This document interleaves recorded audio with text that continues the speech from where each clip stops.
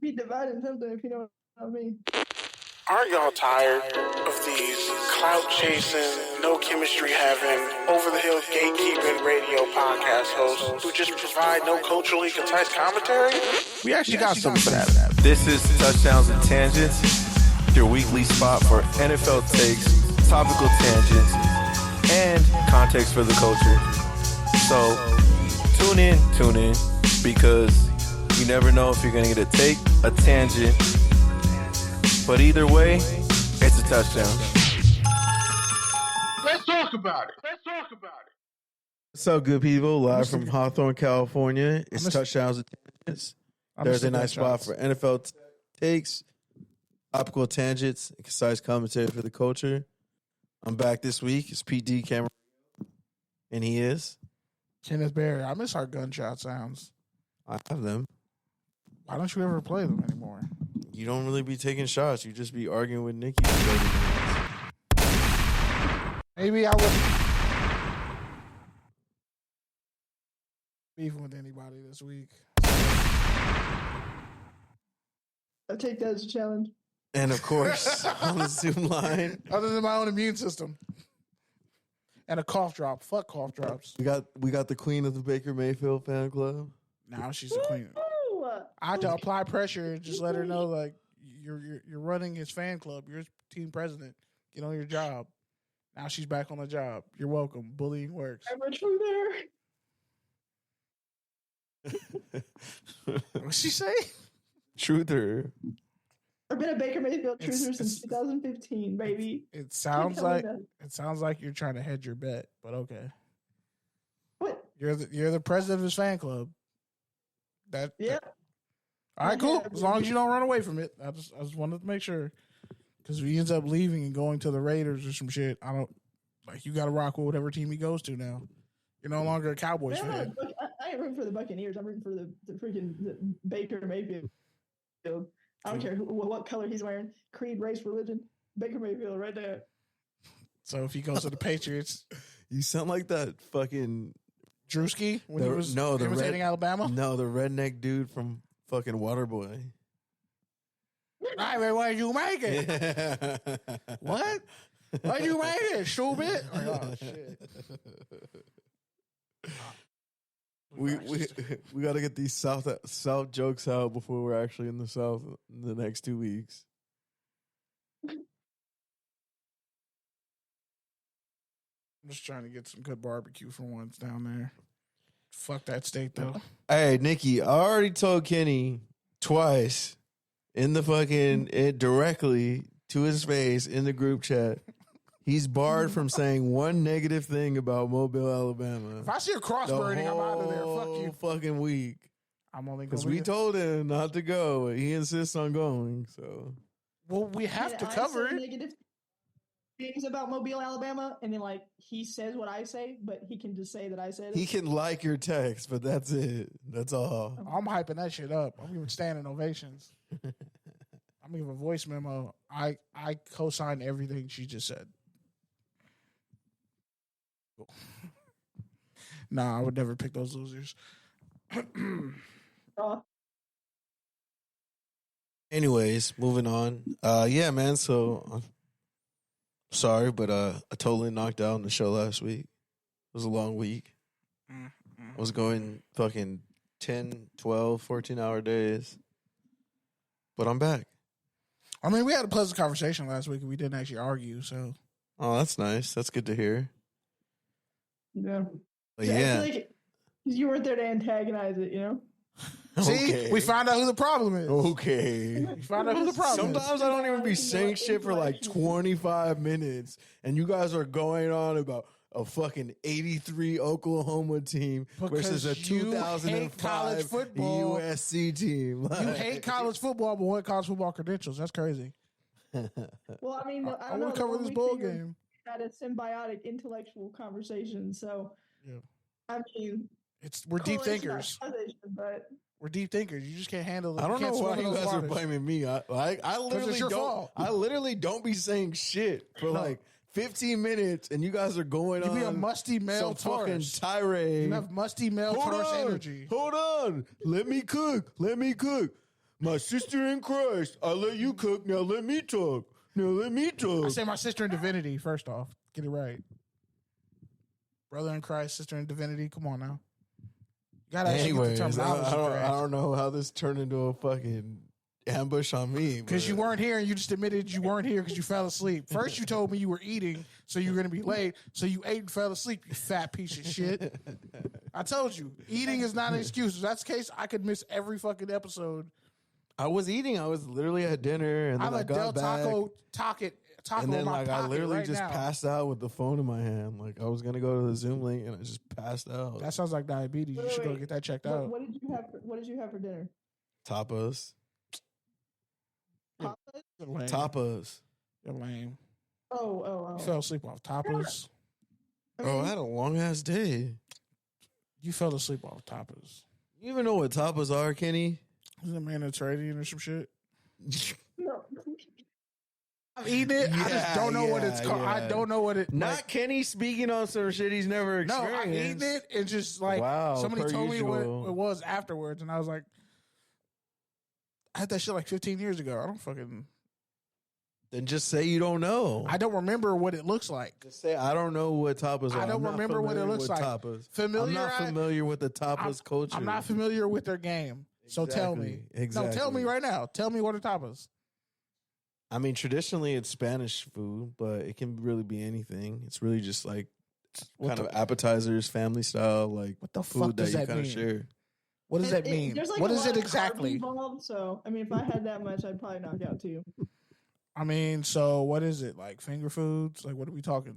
It's like, not, I can tell you what a taco is. It's not just finger foods. It can be finger foods, but it's more of just like a Spanish charcuterie board. More of no. It's more of like just like light bites that you can kind of share like family style. Like, okay, you know, like a French Italian bread. If you like cut it across and then put like a bruschetta on top. Yeah, it's like a tapa. But so like, you can put different toppings on it. That's just like one. So it's a Spanish charcuterie board, is what you're telling me. It's kind of it could be included in a charcuterie type setup. That's what I'm saying. It's more of like the eating experience of like getting a bunch of different shit and like sharing it and like talking and like that's really what it is. Like the food. So food, a potluck. No. It's very, very much like shareable. Yeah. Put a bunch of pizza rolls on the table and everybody started eating them. No. Sure. Yes. I mean, just replace pizza rolls with Spanish food. You get what I'm saying? Yeah, whatever your simple mind needs to connect here, Kenny. No, I'm like, you're just over explaining some basic bitch shit, and I'm just trying to figure out like this is. It's not shit. Basic bitch shit. It's actual fucking culture and experience. I mean, the way you explaining it sounds like you just got drunk, ate, and passed out in the hotel room. You're thinking of fucking TGIF Fridays. It's happy hour at fucking 2:00, bro. Whitewashed? Yeah, I was thinking more whitewashed for sure. Because it's not like that, though. Spanish is whitewashed. It can be Spain is literally whitewashed. It can be fucking. I can't. You sound so ignorant right now. That's not ignorant. That is ignorant. If a Mexican went to Spain and said they're Spanish, they would laugh at you. That's what I'm saying. It's not really the cuisine. It's more of like the experience. I understand that part. So you're just telling me it's just basic food and people are talking and engaging. But it's not just finger foods. It can be like meals, fucking wraps or like rices or like just different fucking. But it's just like you don't eat a lot of anything. You eat like a lot of different things. Like that's the experience. Costco sampling meets Spanish restaurant. Gotcha. No, it's not like that, Kenny. But all right, it was a joke. Whatever you need to correlate it in your head, sir. I think I just did it. But yeah, anyways, so I knocked out after a fucking $300 Tapa meal. Well, goddamn. See, you should have put a price tag. You buried the lead. You should have said a $300 meal. Bro, have you been to Vegas? Hey man, there's cheap places to eat, but you didn't say that. Have you been to Vegas? Damn, though. One plate is like that's usually like the cheaper thing. Like one plate is like $20 to $30. Some of them are like as much as $50 or $70. Like if you get the Damn. steaks and the seafood, then each of us pretty much Sure. got like 2 or 3 different things. So then I was easily like $60 a person times 5. Like, Oh man, that sounds so good. yeah. So I love that. That's like my type of like grazer, party food. you're a grazer. Yeah, Your kind of crowd. Yeah. I'm a grazer. Yeah, that's why I fuck with charcuterie boards. I'm hard. not, man. That's That's why like- I had a hard time because it was like you gotta consider people, and some people are gluten free, some people are meat free. It's like, bro, I'm about to just order the $70 steak, and you guys get what you want. Like, That's what I was about to say. Just give me a tomahawk and leave me the fuck alone. bro, you ain't getting no tomahawk for $70 on the Oh, strip. you fancy. You paying Man. like $1. You paying like $1.50 for 300. that. A good one is 300. A reasonable one is 150. Yeah, I don't know, man. I don't be ordering tomahawks like that. I'm just saying, like, if you're gonna order a tomahawk steak in Vegas, I don't even think you could finish a tomahawk. I think your I arteries really would can't. peel over and tap I definitely out. can't finish a steak that big. I'm telling you, I don't want that much meat in my mouth. Your heart just jumps out. It's like, I'm out, dog. Like, Hey, I'm dog. taking a knee on this. There You were know, more you're on peaceful What ways is you the could have killed threshold yourself. of meat that you can handle in your mouth? You say you don't want that much. What is the threshold? We need an ounce. We need an ounce projection of how much meat is the maximum capacity for your mouth. Is it 4 ounces? Is it 6? Is it 2? Hey, man. I can tell you is you probably fit more meat in your mouth than me. That's all I can tell you. Pause. Pause. No, that's a pause for you, not me. Nah, that was way worse. Nah, man. That was way worse. You're the one out here ordering. You're the one eating fucking $300 meals and shit. That's a lot of stuff you put in your mouth. I didn't pay for it. So you just I didn't put it all in my mouth. So at you once. just free. So you just showed up to the freak off. You showed up to the food freak off, just ready to consume. Much, honestly. That's what everyone We're says. just tired, bro. That's what everyone says. I didn't eat that I much. had 12-hour days. Everyone says they didn't eat Like that much. 3 12-hour days. See how I masterfully got all the heat off me? Damn, I'm good. Yeah, you pretty much just hit me with the, I knew you were, but what am I? And you fell for it. But like way more sus. Like, yeah, I've looked at your mouth, and by the volume and depth, you can hold more meat in your mouth than I can. Like, You definitely took that- You sound way more sus, bro. I didn't spend $300. I didn't go to a $300 fucking freak off, a food freak off. You did. Why are you analyzing bro's mouth like that, bro? Yeah, Kenny. Like, analyze my mouth like that, dog. Definitely not analyze. He Yeah. analyzed his own mouth like Yeah. that, which means You you've took thought some about this wild- before. Wow, bro. I don't measure how much meat can go in my mouth. I'm just saying I can't eat a fucking tomahawk steak. You got trauma, dog. You're comparing a tapas experience to a freak off. No, I said a food That's freak some off. weird fucking I association, said a food freak bro. off because you didn't pay That's for some it. weird That's $300. association. That's some weird It was fat kinda people funny. association. Like, Nah, it was kind of funny though. nah, it wasn't, bro. It was a little bit funny. It Wasn't was at funny, all. ironic, not haha funny. You weren't supposed to laugh at that, but you did. So that says more about you because you laughed at it. Nah, you're just trying to divert again. I bet you Nah. being sus. Definitely not diverting. Nikki, you can't talk about being sus. You're the most sus one here. What's wrong with being sus? Nothing, but don't put the what's sus wrong with title being on sus, me. Kenny? Don't put the sus title on me when somebody else deserves it more. Me sus? She's What do you mean? married. I How's she fuck with sus? Women are hot, bro. Yeah. Fuck yeah, fuck them sus. I'm happy for it. Hey, I'm gonna say what she said after. I'm gonna say what she said before we got on air after the show. But that's a wild time skip. That's It's a wild time. 2024, okay? The sooner we both accept what we're into, the easier it's going to be for us. Hey, she got it. She won. That was funny as fuck. That that the wordplay was exquisite. Bravo. Anyways, point is, I had a long week in fucking Vegas. I was doing way too much per usual, but Typical. honestly, yeah, that's a conversation for out there. Moving on, there's a lot of shit to talk about. Oh, is there? None of it happened 2 weeks ago, so I don't know what you guys talked about last week because week 18 was kind of trash. 'Cause, wow, it's technically week 19. See, you didn't pay attention. No, week 18 was trash. Here for week 18. You not know how the show works? You talk about the week before. Yeah, can you remember we were betting on who was going to win, the Bucs or the Eagles? And I definitely think I picked the Bucs. I think you did.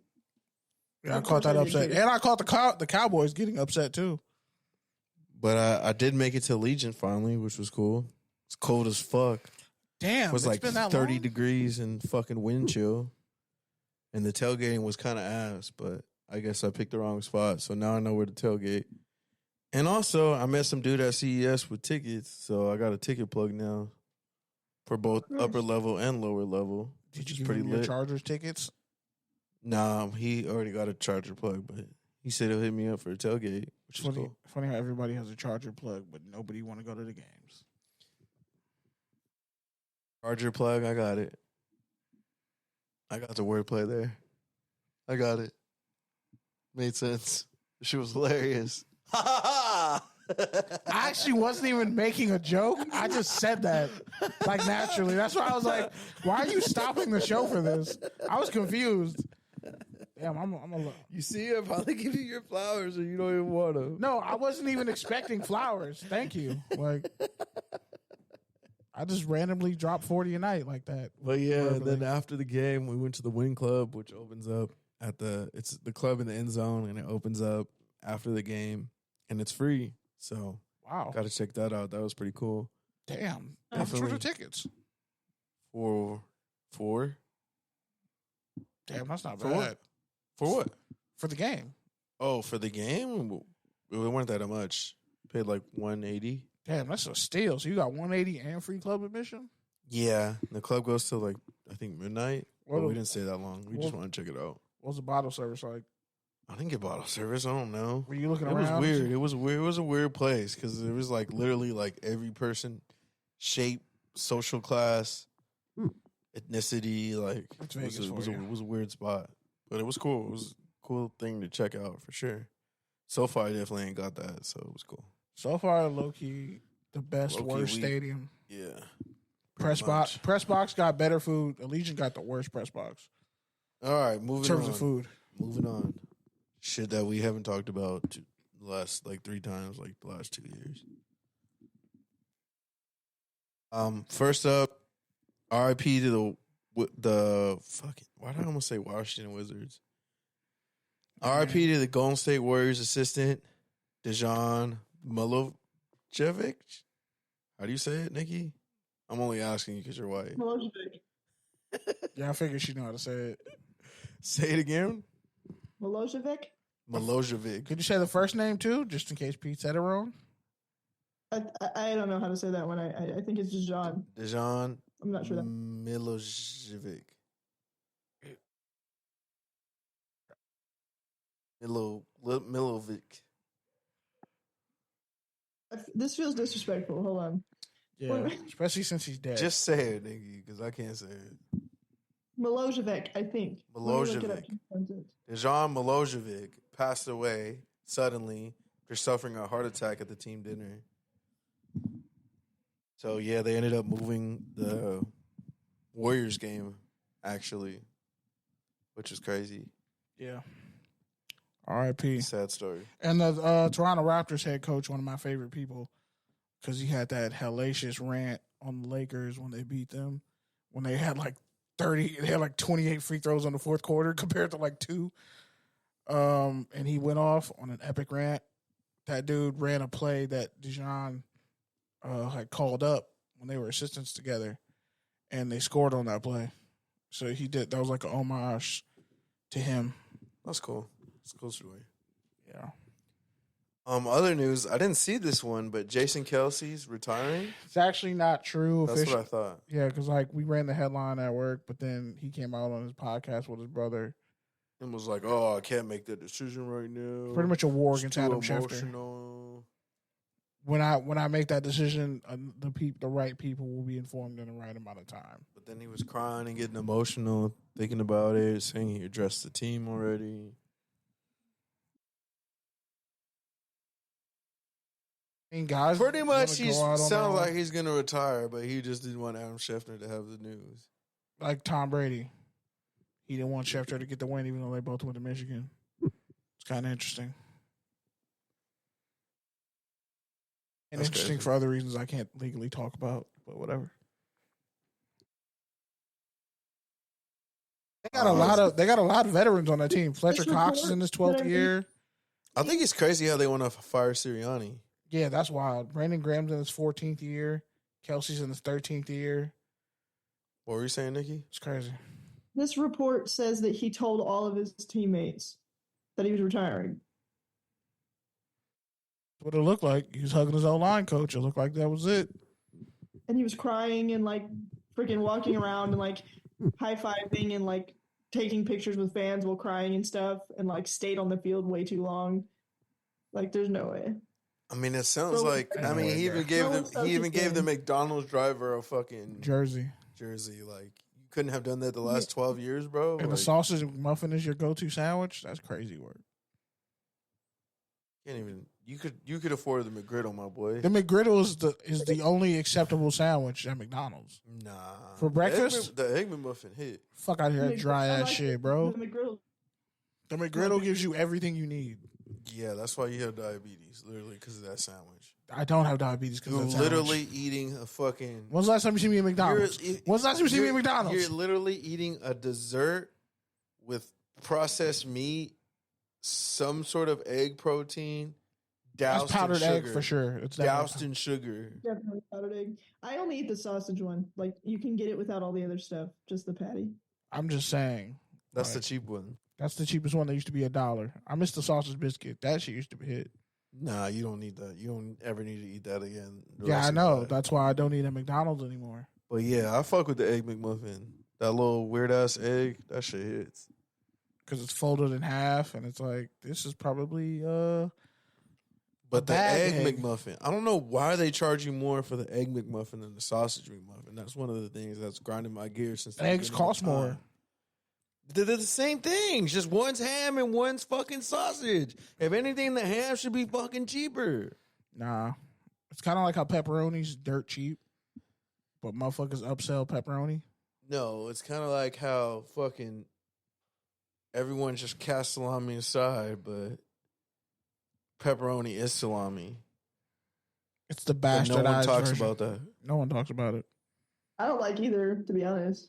So I guess I'm at least inconsistent. I mean, you're probably healthier for it. Yeah, definitely. You don't need salami. You don't need deli meats are like the worst thing you can eat. Like, that's why I don't really trust turkey, even though that's the only one I'll eat.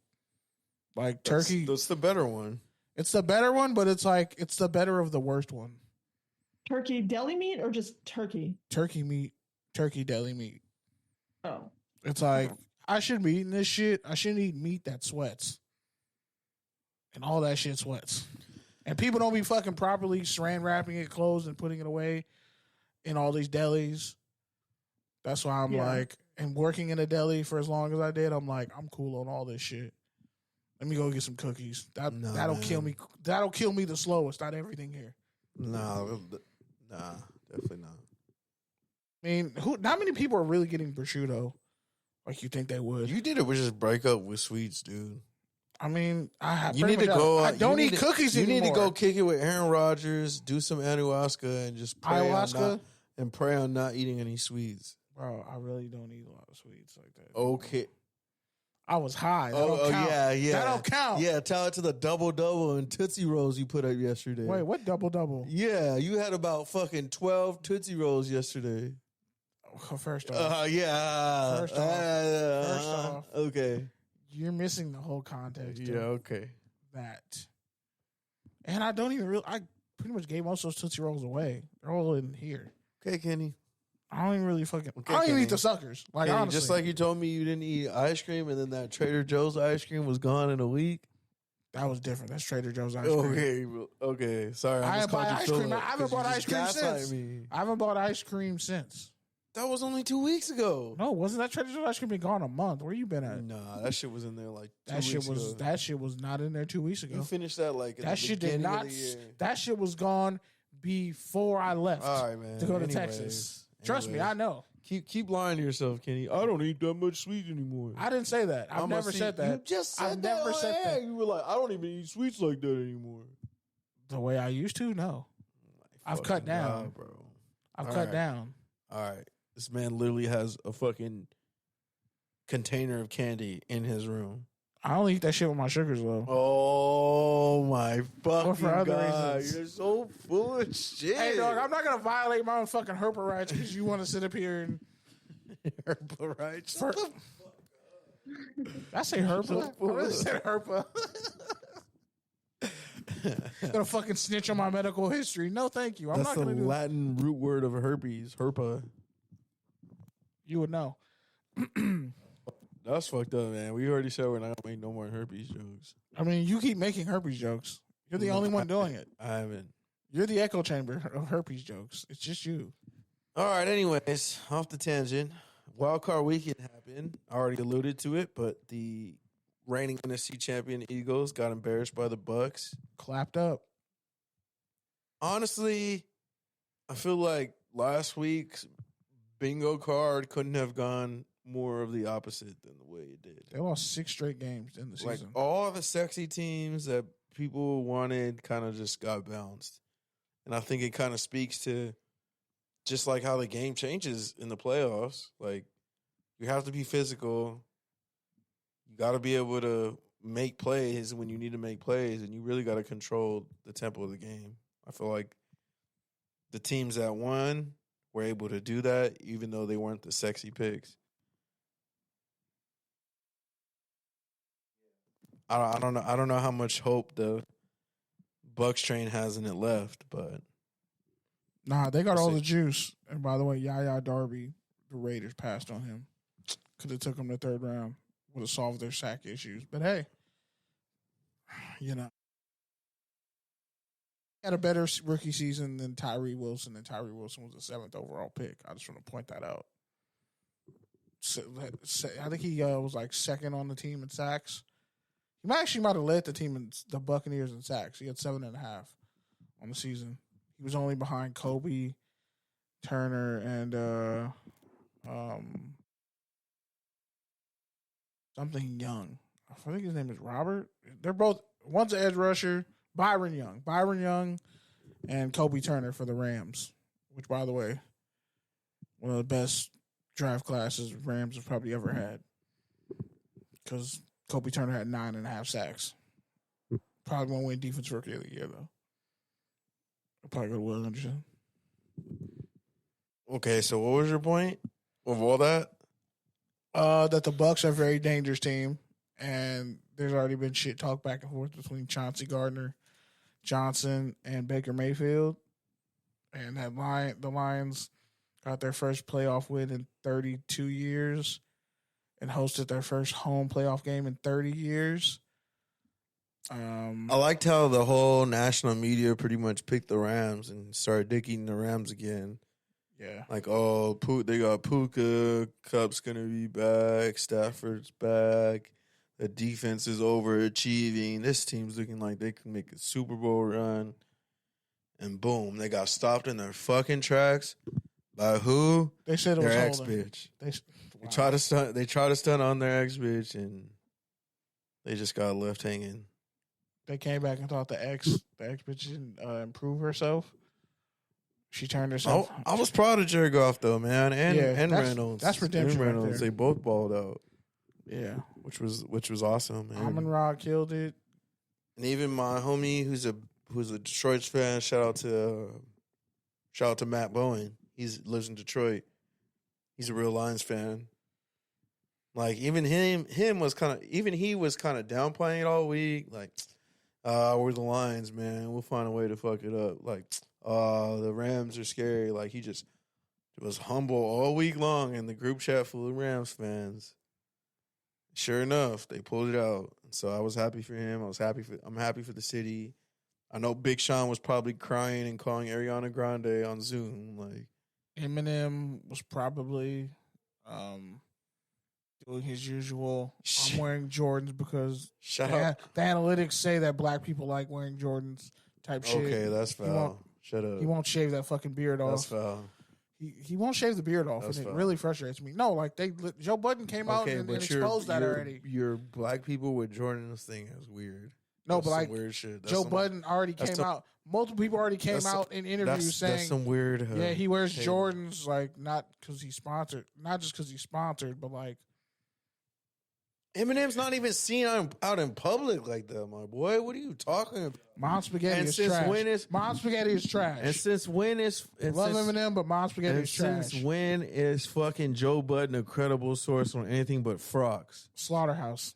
And also, No, Slaughterhouse and yeah, Shitty bro, Records. yeah, you're talking about the fucking. He's not thing. the. He's not the. You're no, hold on, His frog game- hold on. There's people with better frog games. Hold on. There's You're people with talking better about the frog game. fucking 5-year saga he drew out worse than a Dragon Ball Z saga, more like a 15-year and then saga. finally dropped it on his fucking podcast over a 3 fucking part, 2-hour long stroke out. fucking goddamn podcast episode. It was like 15 shit. years of. It was like 15 years of Venom.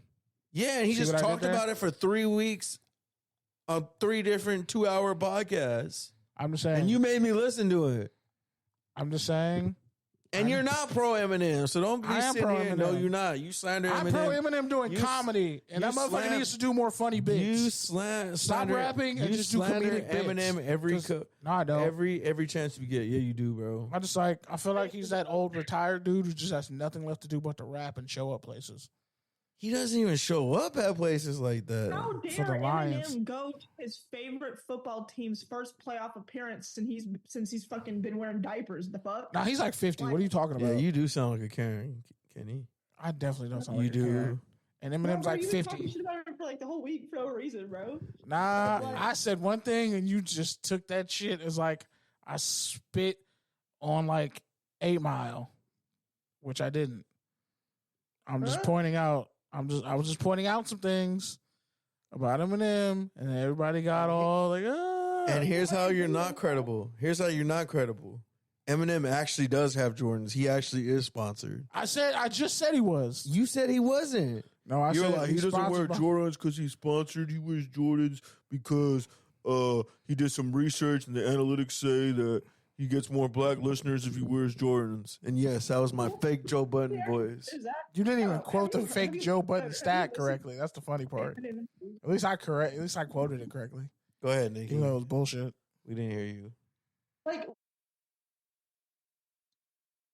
music? Like genuinely, like Ma'am, saying I am that he's 32 years old. I've outlived you on this he's- earth by you're- almost a you're decade. not- Trust me, you- I've heard Eminem. There you go again with the weird age shit. Like, okay, Because I've been alive longer than you. I'm pretty sure I would know. You weren't outside, Nikki. You weren't outside. Let's talk about all the songs You weren't that you outside. apparently heard before, right? I didn't say I So liked you them. I just said I Let heard her them. cook. Let her cook. Eminem's sneaking, right? Like black listeners and stuff like that. Like, have you listened to his music? You heard America? Like, have you heard Without Me? Like, he literally talked about. You talking to me as if you How- were even the you were like reason he's fucking famous 7 is because of when that album came out. You were like 7. huh? How old were you when I was like the 7. Eminem show came out? How old were you when the Eminem show came out? Because I was in middle school. I know every lyric off that album. And That's I'm sure cool, you don't, so I don't know why but the argument like I was is there in real time when it was happening. You And- were. Not the predatory You should argument. know That's not better than me predatory. then. Wait, what? I'm How is that confused. predatory? This man over here Bro, what are instigating. you talking about? I'm trying to figure out what Pete's fucking instigating over here for. He just said, not the I'm predatory. telling you that he has been extremely vocal in countless songs about how the reason he's famous is because he's white and white viewers clung to him because he's white and he was a better version of Vanilla Ice. He said it a million Whoa. times. He said if I was Don't black, put my Vanilla soul Ice in the had. same class as Eminem. That's disrespectful. He's to Eminem. hyper white. No, that's no. Fuck it. Fuck Vanilla Ice. Don't put him in the same class as Eminem. That's disrespectful. I That's- never said that. I know, but like when he says that, it's like, bro, you know you're much better than Vanilla Ice. So stop bringing up Vanilla Ice. But the There's whole- better white rappers. That's the whole thing, Kenny. He's hyper white. That's why Eminem's first album flopped, and why the fucking And he has that second whole and video third- where he's screaming out the N word and and, the second- talking mad shit and the about black second, people. Well, we third- all let that go. and the second and third are much better because he found his persona as far as being like hyper white and leaning into all the fucking hate of him being a white rapper and the frustration that came with that. Yeah, bottom line is I just want him to do more skits socially. Like That's funnier literally than the opposite of his personality, dog. You say no, you're- he you're did like what he just did a fan. skit. He was like Are he you just an did a Eminem skit. stan or not, bro. That is like completely against. I'm a his fan, brand. but I've grown up to realize the fault in the man as well. That's all I'm saying. I said an Eminem stan. If you're a stan, I'm nobody's then stan. Fuck out of here. I'm nobody's stan. Eminem stan. I'm nobody's stan. I said I'm not a stan. I'm a fan. You are a stan. Definitely not. I was there. I remember when Stan came out. No, you're not a stan on Eminem, but you're a stan on fucking a lot of shit. I mean, everybody's a stan on something. You said you fucked with Eminem. I did. I do fuck with Eminem's discography. I fuck with Eminem's ability to rap. That would be his personal hell. That would literally be his personal hell. And you know that if you fuck with him. Yo, he literally did a skit that was hilarious talking about Dan Campbell. And like, he was outside. He was like, when he said, Stafford, you owe us one, man. You owe it. That shit was hilarious. I just would rather see that instead of seeing Mom Spaghetti, which has already been proven to be nasty and overpriced. Like, people have come out and said that shit. Like, yeah, it's nasty and overpriced. Yeah, I'm still waiting for your Riley Cooper video to show up on Eminem. But again, another. Wait, what are you talking about? What, Riley Cooper, that video was nationwide. Like, well, you're saying Eminem has a fucking video. Well, I don't see it, so I don't know what you're talking about. It's funny because everybody he came up with talked about it and he apologized for it. So maybe you should do some more research. I don't see it. He apologized for it. I don't see it. Well, apologize for it was audio that came out of him saying some really racist shit. So then it wasn't a video. There was video, but only the audio came out. He apologized. He was like, so you're talking about like before he was famous? Yes. Are you talking about him saying it on stage in like 95? What? Are you talking about him saying the N-word on stage on like 95? No. This is like some shit that came out before he was famous. Apparently he was in some little stupid ass rap group and he said a bunch of racist shit and it resurfaced and he apologized for it. He was like, that's not who I am, blase, and then we all let it go. Okay, so you want to crucify some dude? No, I never said I wanted to crucify him for it. Well, you're bringing it up out of saying context. All your heroes have flaws. Stop acting like they don't. That's not what you're saying, Kenny. Y'all act like y'all heroes don't have flaws. Kenny, that's not what you're saying at all. You're bringing up some shit that he did as a kid. No, he wasn't a kid when he wasn't a kid. And saying he was an adult male. We just forget about this. Like, yeah. What are you actually talking about? Because I've never heard of that. Yeah, because you weren't outside and you don't know about it. Because you don't know everything. See, there you go again. Give me the proof. I don't know why do Gen Zs think they know every fucking thing? Because you have TikTok and the internet. You didn't live through a lot of shit. Why do you think you know everything? Because you're older than me.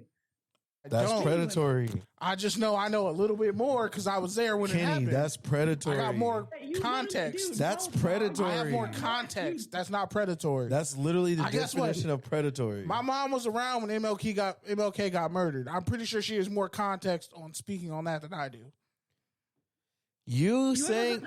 I'm not saying your opinion is invalid because I'm older than you. Yeah, you are, Kenny. I'm saying you are saying that. You're literally saying you're lacking a little bit of context because you were like 7 when all this shit came out. I know everything about this do you though? fucking man. I know. You just said you didn't know about the whole racist video thing, so you did know all the context. I didn't know. Dude, I you promise didn't know. you, if you wanted to get in a little Eminem competition, the white girl is gonna go like. That's cute. 100%. That's great. That's good for you. I mean, it doesn't do shit for me, but I'm just letting you know. Like, no, but you were saying you know more about Eminem and his past than me because you're older than me. I promise you. Because I was fucking there, Nikki. What were you doing? What were you doing in 1997? What were you doing in 97? You weren't fucking born, right? What is your obsession with this? This is crazy. I'm saying you talk on shit as if you were there when it happened and you weren't. How old were you in? I said 1997, and I was born in 92. You were 5. Yeah, and I was talking at 3. When you were 5, you were aware of what Eminem's like, fucking like the racist. No, I found about that when I got older, but I didn't pretend like it didn't happen because I didn't find out about it. You're full of shit, Kenny. I definitely didn't. Eminem didn't even hit the fucking mainstream until fucking 99, 2000. I just told you I found about that shit later when I got older. What did you not understand about what I just said? In 96, fucking Eminem was a flop. I'm going to say it again. I found out about it as I got older. I was listening to Eminem in 1999. So you didn't experience it until after it happened either. So we're on an equal playing field. We're actually not, because I'm like fucking 8 years older than you. I was listening to it when you were still an embryo.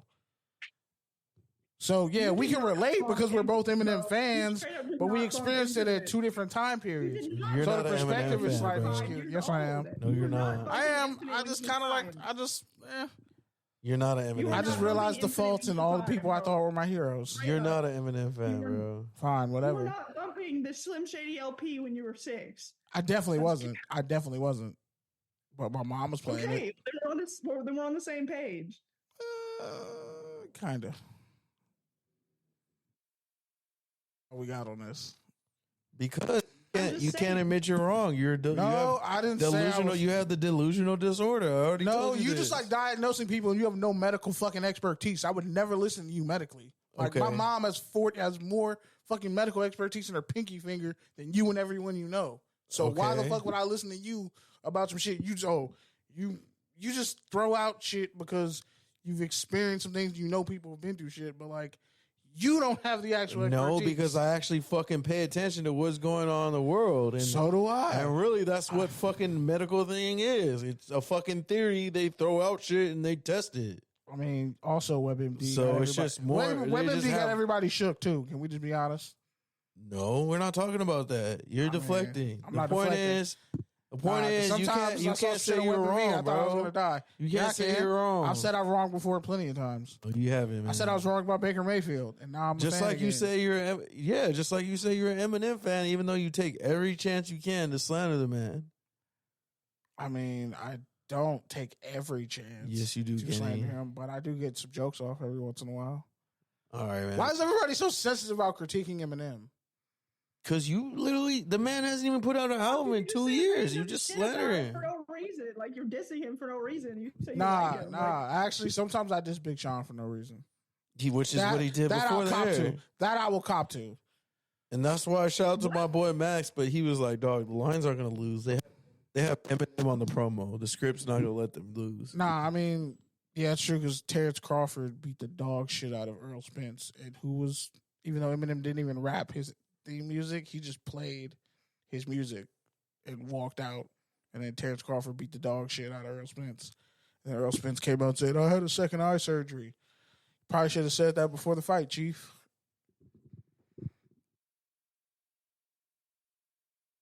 Who's powerful? Eminem fans or Taylor Swift fans? That's the real question. And would Taylor Swift have survived in the era of Eminem? I don't think she would have. You got Christina Aguilera and Britney Spears the fuck out of here. I mean, they did kind of overlap. So Not really. Not at Eminem's peak. I think Eminem's best album was released in 2010, but whatever. That wasn't Taylor Swift's I was going to peak. say Relapse, those 3 albums that have the same name and sound the same. Yeah. Recovery, Relapse, Retribution, Revelations. I'm talking about Eminem's show. Whatever those fucking albums are called. Ecclesiastics. All those albums came I want out. to say in 2006, but But I mean, like, Eminem shit came out 2005, didn't it? 2005, 2006, something like that. Because you had the show and then Encore right after it. that's what I'm saying. Those are like the two, like, that's peak Eminem for me. Like, Well, Recovery was you like couldn't say shit about Eminem at that time. Like, especially when Square Dance dropped, fucking. And then, Well, Slim Shady was 99, 2000. Marshall Mathers LP was like 01, Slim Shady was 02. 98, actually, I think. Are you Or no, sure? I'm thinking Marshall. Fuck. I'm getting them confused. Marshall But Mathers anyway, LP. Well, my favorite album of his Marshall was Mathers dropped in LP was like 2010. Taylor 02. Swift was definitely bumping back then, so they definitely had some overlap. Marshall Mathers LP was 02 because I remember the awards. I'm Yeah, saying, I that'd thought be it was interesting. 2000. That'd be interesting to see peak Taylor Swift fans and peak Eminem fans. I don't think that would be a bloodbath. Yeah, 2000, you're right. So it must have been 2001, the award show. So then the Slim Shady LP must have released 98 then. Yeah, 98. Damn, see, look at me. I dig right. Historian. Yeah, the But, Eminem show was 02. Historian. That was really like 23, 22 years ago. Fuck, bro. Honestly, Relapse was not my favorite. Like, there's a couple good feel on it, but pretty mid. All three of those albums could have been the same album to me. Recovery, nah. Yeah, it was kind of like a trilogy of shit. Recovery took place after the OD, after Proof died, like after he got his shit together. Completely different guy. But it's like a trilogy of albums. Those are like that's one story. Those are like the that's like 6 years of his life. Those are the most recent Star Wars of Eminem's career. Damn, the Rian Johnson Star Wars. That's crazy. Damn. Yeah, you called that man Finn. That was his Finn era. Like we were happy. We were happy to get the Eminem content. But when we look back on it, like 3 years later, it's like, yeah, we were all kind of on crack. We didn't need 4 of those albums. For Relapse and Refill, totally. But Recovery is like across the board, like really highly coveted. Yeah, Won't Back Down was a great song. There's like White Trash Party was good. No, there's fire. There's fire on that album. Bro, Recovery 0 skips. I don't know what you're talking about. Yeah, there's no skips on Recovery. Actually, no. Going Through Changes, I hate when Eminem sings. So I like that song. I fucking skip that shit. I don't need those emotions. He doesn't sing. He crooned on like 2 of those songs, and I was like, I'm going through changes. He crooned on that. And it's like when the Weeknd croons, it pisses me off. He just samples it. He just samples the other singer. Okay, you remember the song Beautiful that he did? Honestly, all these songs are kind of skip. I like that song. I like that song. All these songs. See, when we go back like 20 years after the fact, you could say it's a skip, but it wasn't a skip when it came out. What? Beautiful? Honestly, I like the extended version, actually. Honestly, you want to know the truth? I made myself like this album. Yeah, we all did. We all gaslit ourselves and we shamed ourselves into liking this album because we thought Eminem was going to die. Relapse? Are we talking about Relapse? Yeah. No, I'm talking about Recovery. Recovery was good, though. Recovery, to me, is the universal reset for Eminem. Like, now I'm looking at the track list, and I'm like, oh, I remember every single one of these songs. But it's like, bro, I don't listen to any of these songs. If he stopped... And it's not because they're trash. You're bad, bro. It's not because they're trash. It's just like... You couldn't relate to them? No, it's not even that. They're just not that good, bro. Are fire, dude. 0 skips. That's crazy. Nah, there's like skips. There's like at least 2 skips. Okay. Bro, all the singers... Is Going Through Changes on there? Yeah. Going Through Changes, you could definitely skip that shit. Cold Wind Blows. Instant classic. I mean, if I'm in a dark, evil mood, I'll listen to Recovery. Bro, all the singers on that... All the singers on that sound the same, too. All the singers? Mm-hmm. I mean, the tone is similar. I mean, you got Lil Wayne. It's a well-blended album. Hank. I've ever listened to Kamikaze. I don't know. I wouldn't feel like Kamikaze. Damn, bro, you crazy for that one. Rihanna, I love the way you lies on that one, bro. You that's all your relationships. Just gonna stand you. Pete, you lived out those relationships. You lived out that song. Why are you capping? See, now we're capping. Now he's capping. I gotta call you. I hate that fucking song. Bro, you lived out that song. I hate that fucking song. Yeah, but you lived out that song. Like, when you can relate to a song, you can't say you hate it. You can relate to that song. We can all relate to that song. I always skip that song. That's an automatic skip. Yeah, because it's your trigger. No, I just fucking hate that song. Like, sonically, I hate that song. I could believe that. That's for sure. You're picky sonically. That's one of, like, Eminem's, like, I mean, that's one of Rihanna's, like, most skippable. I mean, technically, Rihanna can't singles sing. to me. Technically, Rihanna can't sing. What? I'd rather listen to fucking SOS. Classically, wow, that's a lot. That's a lot. Because, like, we all know Anti was Rihanna's best album. SOS smacks. One of the highest YouTube. Highest grossing. Yeah, it's like it's commercial. Yeah, that shit was on fucking Power 106 like every day for a solid decade.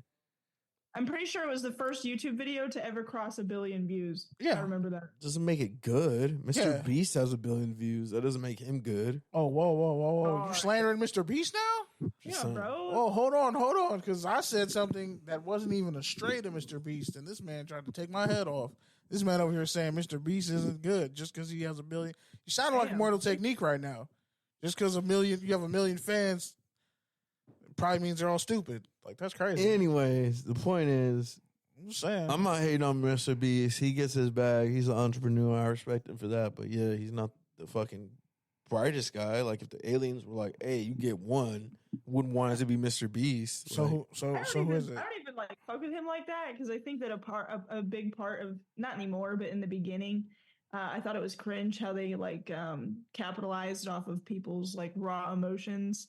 Yeah, and, like it was like it like made them look pathetic on purpose for views. Like here, take this money. Are you gonna cry?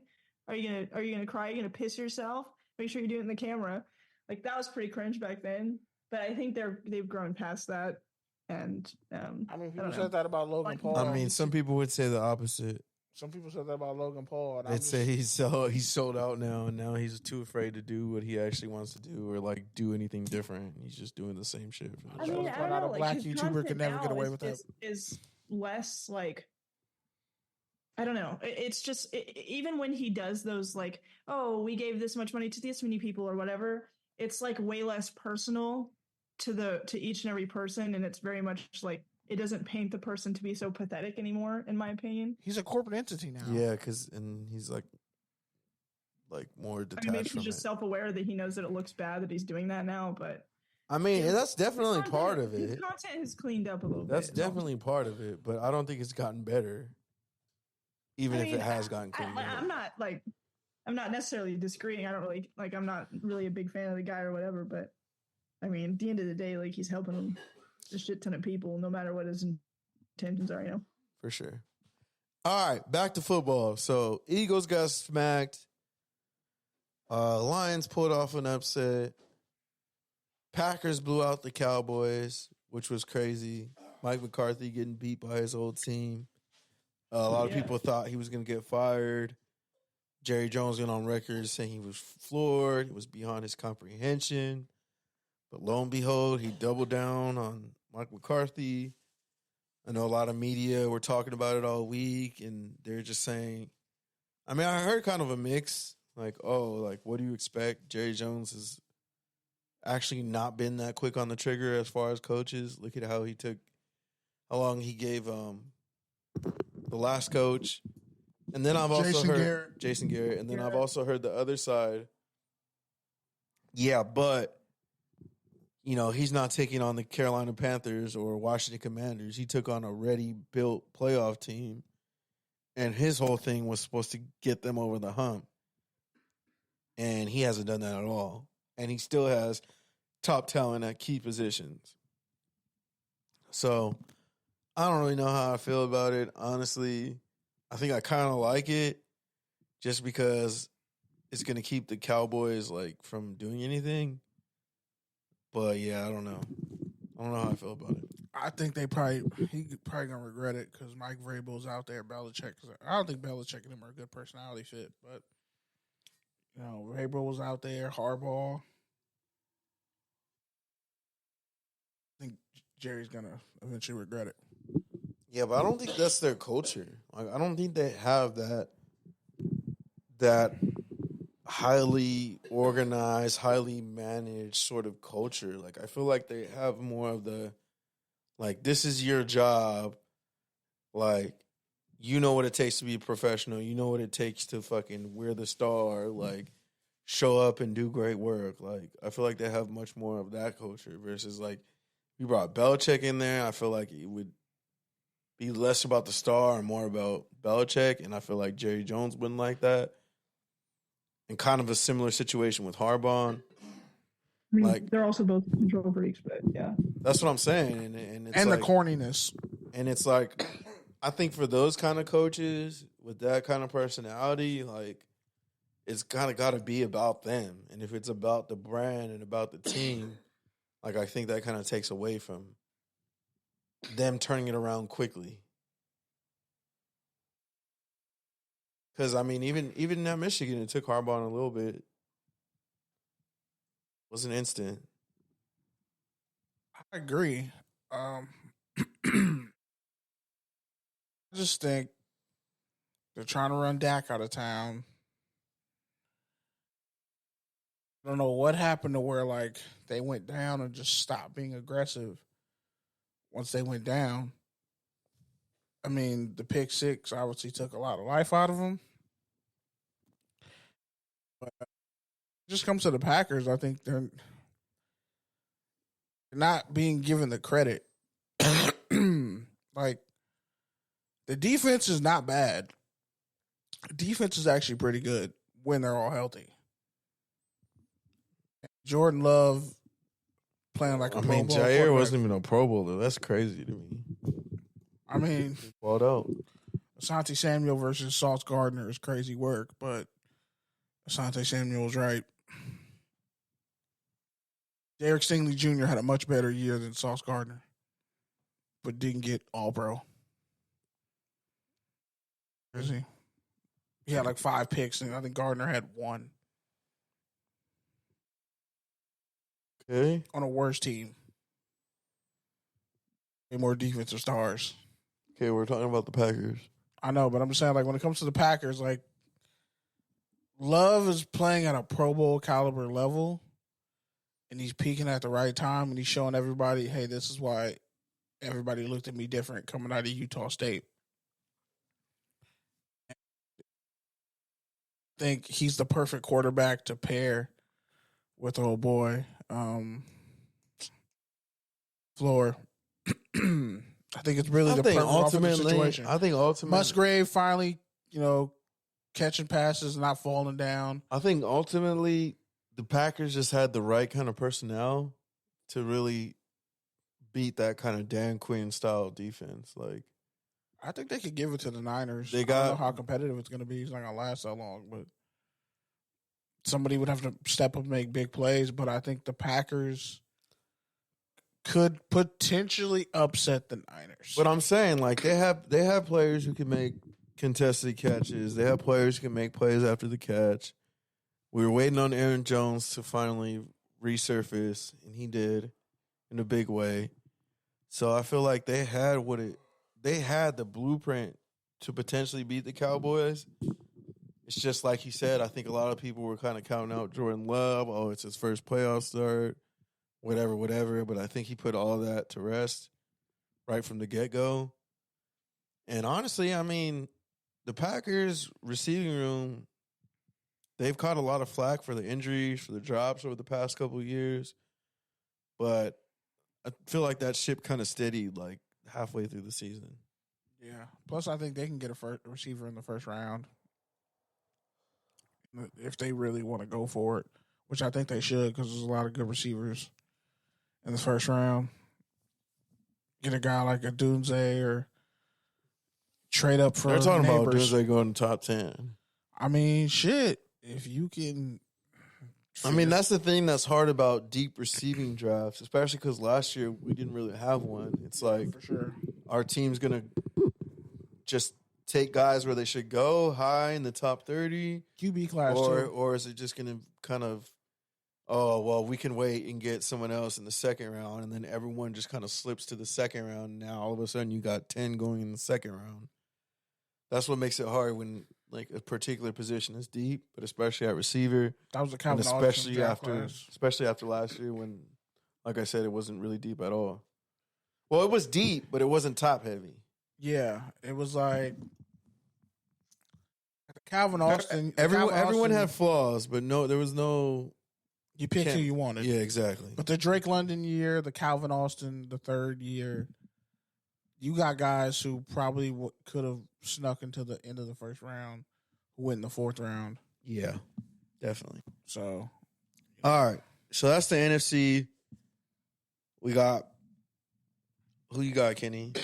I got Lions, and I'm going to say Niners. Yeah, that's my prediction, too. Lions, Niners. I'm hoping the Packers pull it off and win. I feel like it's just fun for me to hate the Niners. I feel like we can't see another week like last week where, like, the teams, nobody picked one. Like, I feel like this is going to be the week where things kind of even themselves out, and the teams that we expect to win are going to win. Yeah. Especially because weather won't really be as much of a factor just in general, for even just with travel, even just with, keeping that in mind for people's, homes and stuff like that. Like, even if you're traveling and it's to a dome or it's not cold, like, That's not really going to be as much of a factor this week. Salute to the Texans, though. Miko Ryan's Coach of the Year? I mean, I think so. Him right? or Dan Campbell. It's either him or Dan Campbell. You went from the number one the worst team last year to winning your division and advancing the second round. You can't really ask much more of a first-year head coach. Because they beat Cleveland. With a rookie quarterback. And because they beat Cleveland. And they beat them decisively, and C.J. Stroud was a major factor. Erased all of Deshaun Watson. And they really haven't even had a consistent running game. Their running game has just been up and down, whoever's hot. But the receivers have been in and out with injuries. They've cycled through different guys. Consistent though. But plays. the consistent is just C.J. Stroud. Even the tight end's been in and out of the lineup. Reverend Jordan, Dalton Schultz. The defense has been up and down. Nico Collins stepped up. He had over 1,000 yards this year. It's like I'm saying. It's C.J. Stroud. He's really like the consistent. Himothy. He's like literally the best player on that team, pretty much. Stingley's up there. Stingley had an all-pro season. Sure. And it's crazy because he was hyped as literally like a generational corner coming out of college, even with the Liz Frank injury. And then he got healthy and ran a 4.3. And because you had Sauce Gardner in that class, everybody just forgot about Derek Stingley Jr. I don't think anybody forgot about him. He's not getting the national pro. I don't even think he got a Pro Bowl nod. The Texans didn't even really get the national nod. They kind of just snuck their way into the playoffs. And it's crazy. And now they're sneaking their way onto the national agenda because Jonathan Greenyard they're still fucking playing. Yeah, Jonathan Greenyard had 12.5 sacks this year. It's the quietest 12.5 sacks I've ever seen. Where he came from somewhere else, I think. So it's like... But even last year, that last stretch of games, the defense was playing solid.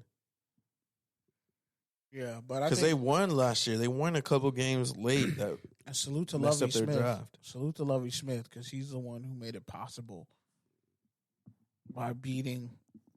He beat the Colts, right? Mm-hmm. Yeah, by winning that game and getting the second overall pick, he made it possible. And then because they beat Cleveland, they get a higher first round pick because of the Deshaun Watson trade. So they beat Cleveland and got Cleveland's first round pick. All right. So AFC, we got the Ravens, Texans. I'm going with the Ravens. I'm rooting for Lamar this year. I'm tired of this shit talk about Lamar saying he's not a quarterback. It's like, bro, if Lamar was white, y'all would call him God. If a white boy was out there doing what Lamar does, rushing wise and passing, no one would ever question his intelligence, his immune system, his attitude, and the fact that he became a free agent and nobody wanted him. He wasn't a free agent.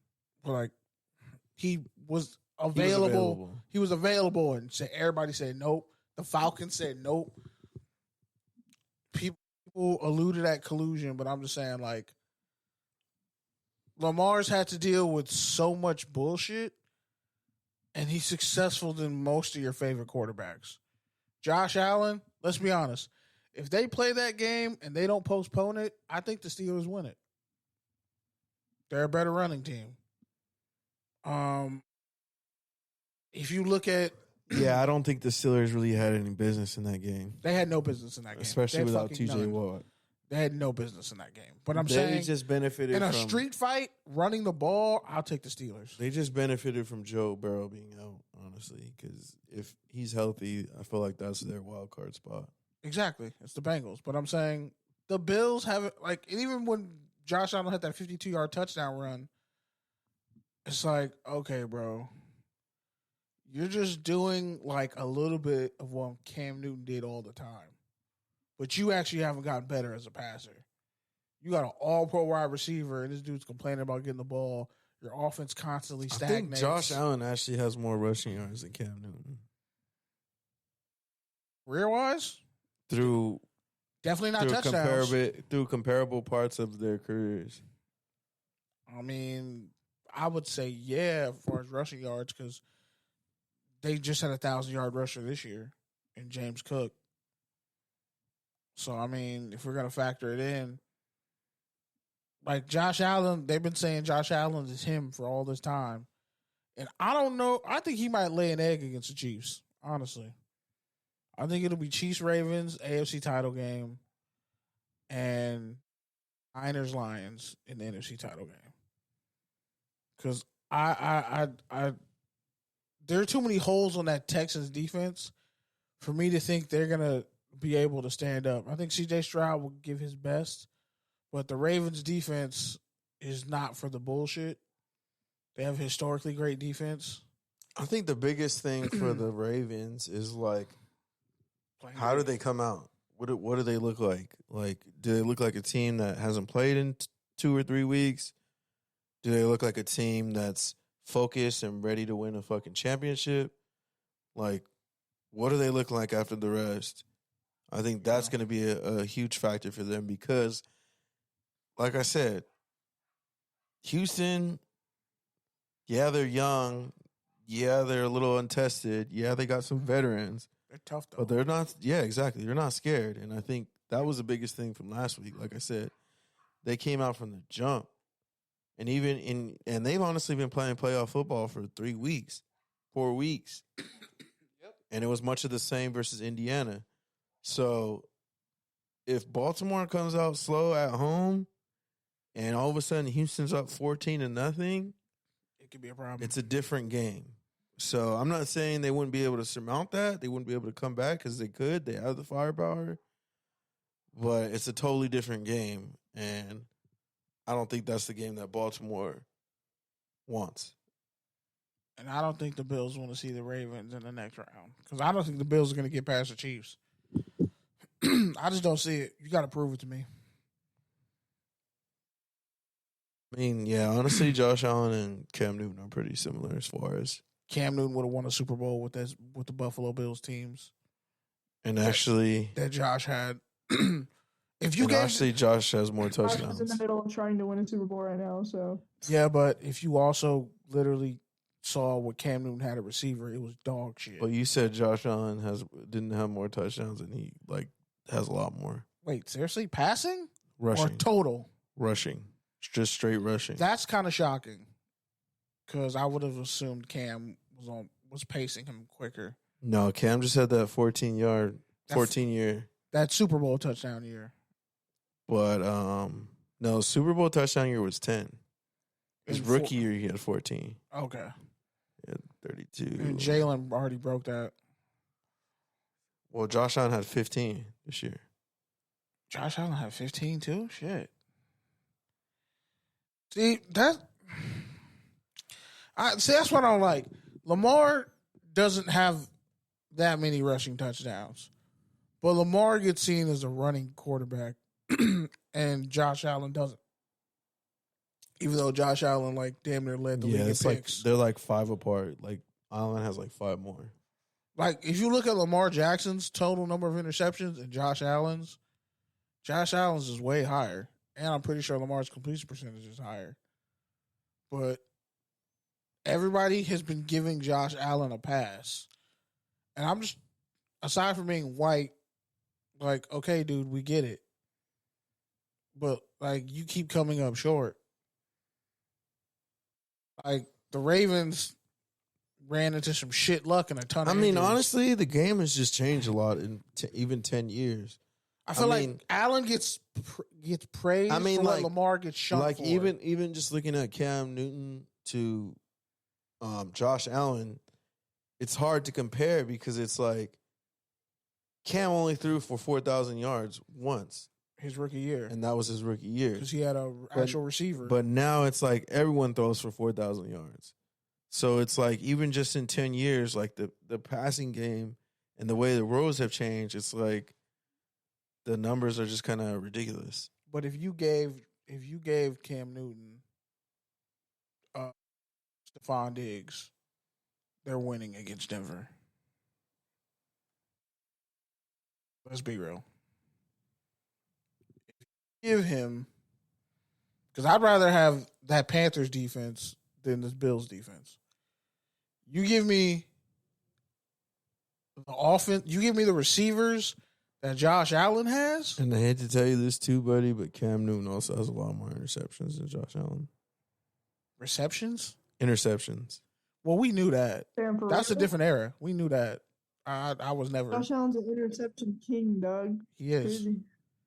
I think he literally led the league in interceptions. He leads the league in turnovers since he came into the league. So it's like 29, 42, 54, 64, 78. I'm just saying, when it comes to Josh Allen, No, they have the same. They have the same. Josh Allen gonna fuck around and be out here heavier in the pocket than Big Ben. You can't take them hits forever, Playboy. It's crazy how He can't take those hits forever. Similar, like Cam Newton and Josh Allen really are. Yeah, because Sean McDermott said we should have won a Super Bowl with Cam. I'm gonna make sure I do everything Ron Rivera didn't fucking do. I'm gonna actually build an offense around Josh Allen, and make sure my defense is up to snuff. Like Greg Olsen is a Hall of Fame tight end, arguably. He's one of the best tight ends. All right. But anyways, I'm out of this wormhole. What the fuck were you talking about? Oh, the NFC and AFC title games. Chiefs, Bills. Yeah, I just said You picked the Bills. You picked the Chiefs. Chiefs. You picked the Chiefs. Yeah, I've been literally kicking the Bills' backs in, even though it's a home game for the Bills. I just don't know. Shout out to Khalil Shakur, by the way, Boise State legend. Let's see. Think it's tough. That was a tough one. I guess what would be the better story? Because you got Mahomes willing his way there in spite of everything they've gone through this season. With a broken You helmet. got Lamar versus Pat. Then you also got Josh Allen finally beating Pat, finally getting over the hump, taking on Lamar. Same draft class, right? Yeah, same draft class. So you got the Bills finally in the title game again. Both outdoor teams. I don't know. Like, what's the better story? What's gonna sell more? It's gonna sell more tickets. I guess. I mean, it's like The Bills. you think so? Yeah, if they beat the Chiefs at home after the shitty way they played this year, and then you can go play Lamar head up, and then whatever narrative comes from Lamar versus Josh Allen, if Lamar like fucking completes 80% of his passes and dogs the Bills defense, you can't really blame Josh Allen. But you can also say, well, Lamar's better than Josh Allen. Oh, stop I mean, shit talking. the thing about Lamar though too is he can have one of those games and they still lose. Yeah. My thing is, remember when they blew out the Dolphins? He could go fucking 18 of 22 with fucking 220 yards, 2 TDs, no interceptions, and they still lose 17 to 10. Like some wild shit. But guess what? I think those days are over because you look what they did to the Niners. They beat the dog shit out the Niners. It wasn't even close. It was embarrassing. Brock Purdy looked like fucking Flynn with the Raiders. They benched that man for Sam Darnold. That's how bad Brock Purdy was getting his shit kicked in. The Ravens are not for play. And they got home field advantage? Yeah. It's Ravens Bills would be the bigger storyline. Ravens Chiefs, they'll just downplay it because it's 2 black quarterbacks. Nah, they love Pat Mahomes. No, but like they'll give Pat an out. Like he didn't have any receivers. That's why they lost. They'll downplay his loss. And this is his first away game ever, I think.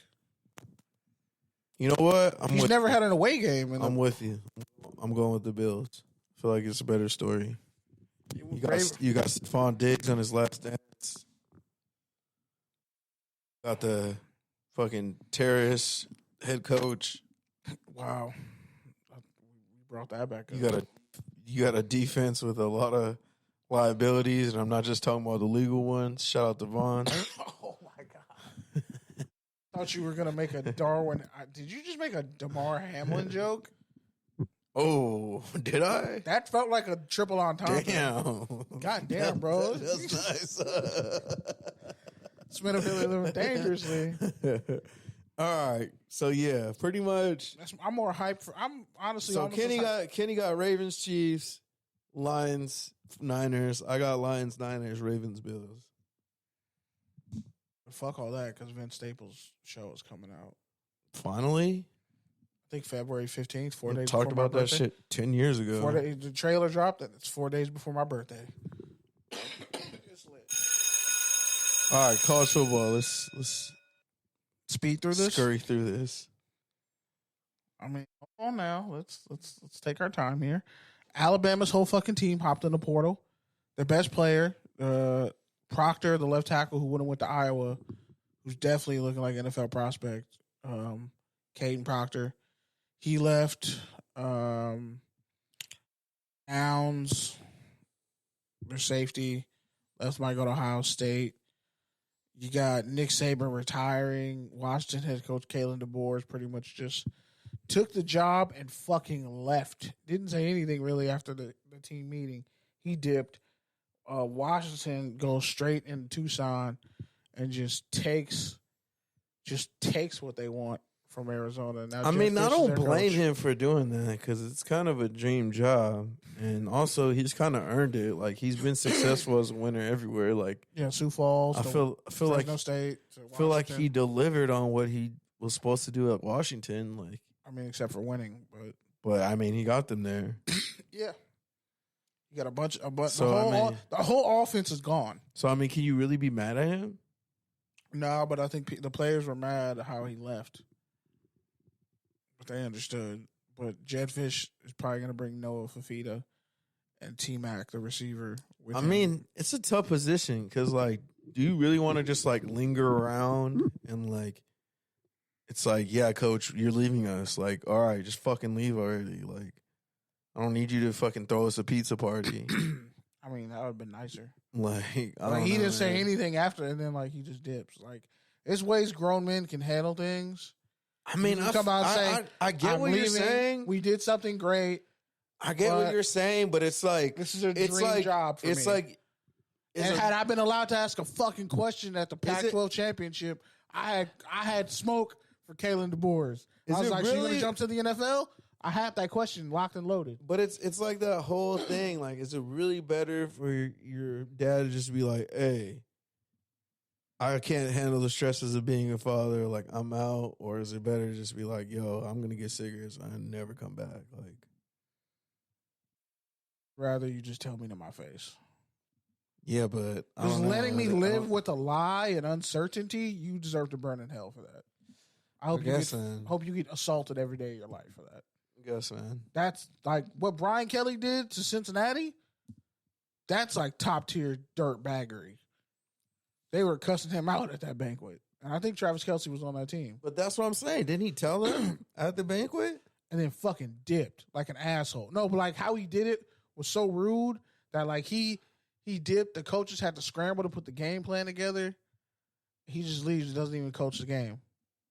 And then I guess what I'm trying to say Florida is, beats the dog shit out of him. I guess what I'm trying to say is, like, I just don't really think there's any good way of handling that situation. Yeah, there is. Plenty of coaches have done it. Like who? Can't name them individually, but exactly, because nobody gracefully transitions to a new and better bitch. Like, sometimes. All right, who? I mean, he technically got fired because his wife lied and said he beat her. Mike Hayward, remember him? He was at University of Miami of Ohio, and then he got the Pitt job, and then they fired him because his wife lied and said that he beat her ass, and then you never heard from that man again. I don't remember him. Sorry. He had a graceful exit.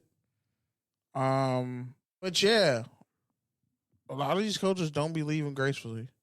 I mean, technically, he left Fresno State gracefully for Washington. There you go. I already know how Nikki feels about coaches leaving. So I'm just not even going to touch that subject. But I'm the one who antagonizes. Brent Venables left respectfully. But I'm the one who antagonizes. No, but like Brent Venables left respectfully. Nikki's on mute, not even doing anything. You over here taking sub diss. No, that's not a sub diss. That's like that's not even a sub diss. Venables, my glorious king, into this. No, I'm saying he left a situation respectfully and didn't fuck his players over to become a head coach somewhere else. Yeah, I mean, he was really sweet about it, really professional. I mean, Oklahoma. They cried and shit. He's originally from there. Like, that was his original coaching school, whatever. So he was just like kind of welcome home moment. Everybody understood it. I don't really think anyone was mad. Yeah, but when these coaches leave the way they do, it's like, what the fuck? And then Saban leaves and they're putting condoms and all types of weird shit, like he died or something. Excuse me? Yeah, they put condoms and all types of and lube and all types of weird shit at a statue. And then they rolled Tooman's corner. Was it Tooman's corner? Auburn pretty much they TP'd a famous corner in Alabama.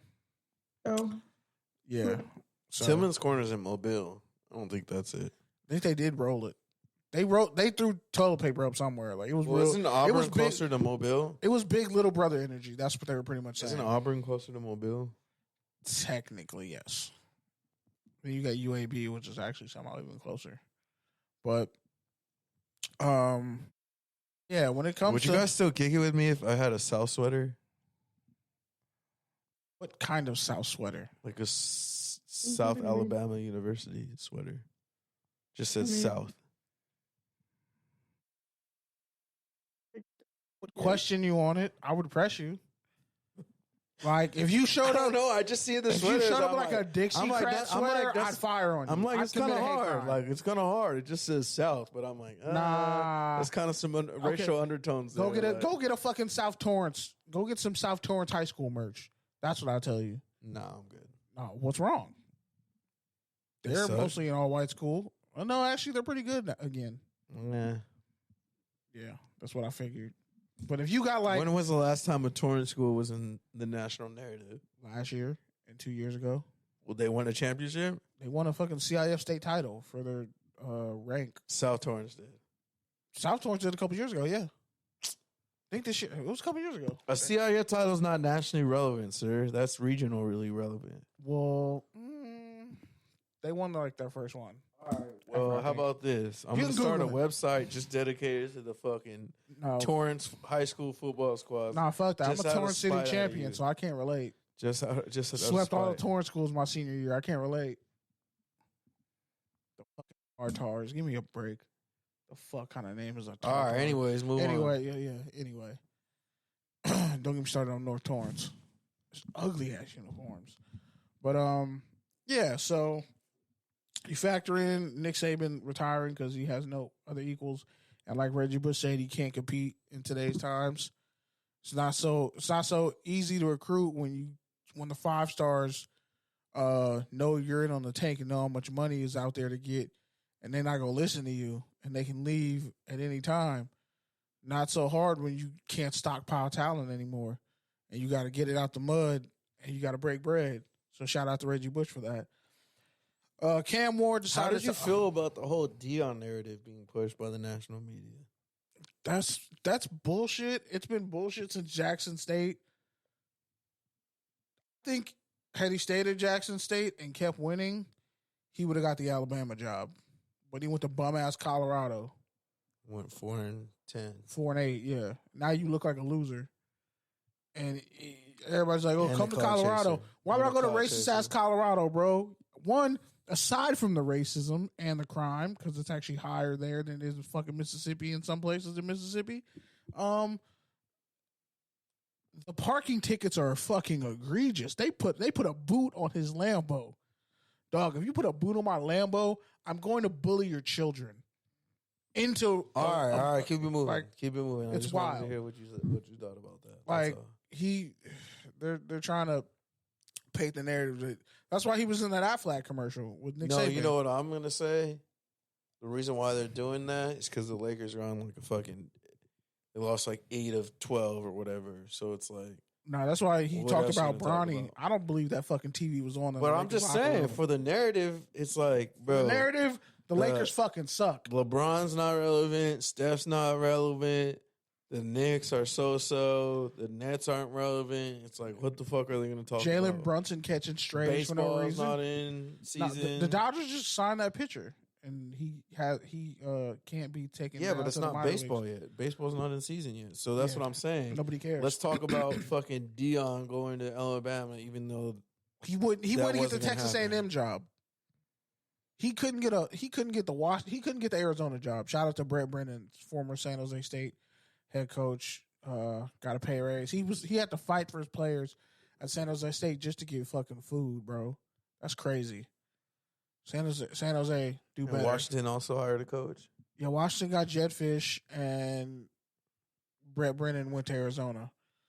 I think he'll be able to, because he's produced a lot of walk-ons and turned them into NFL players.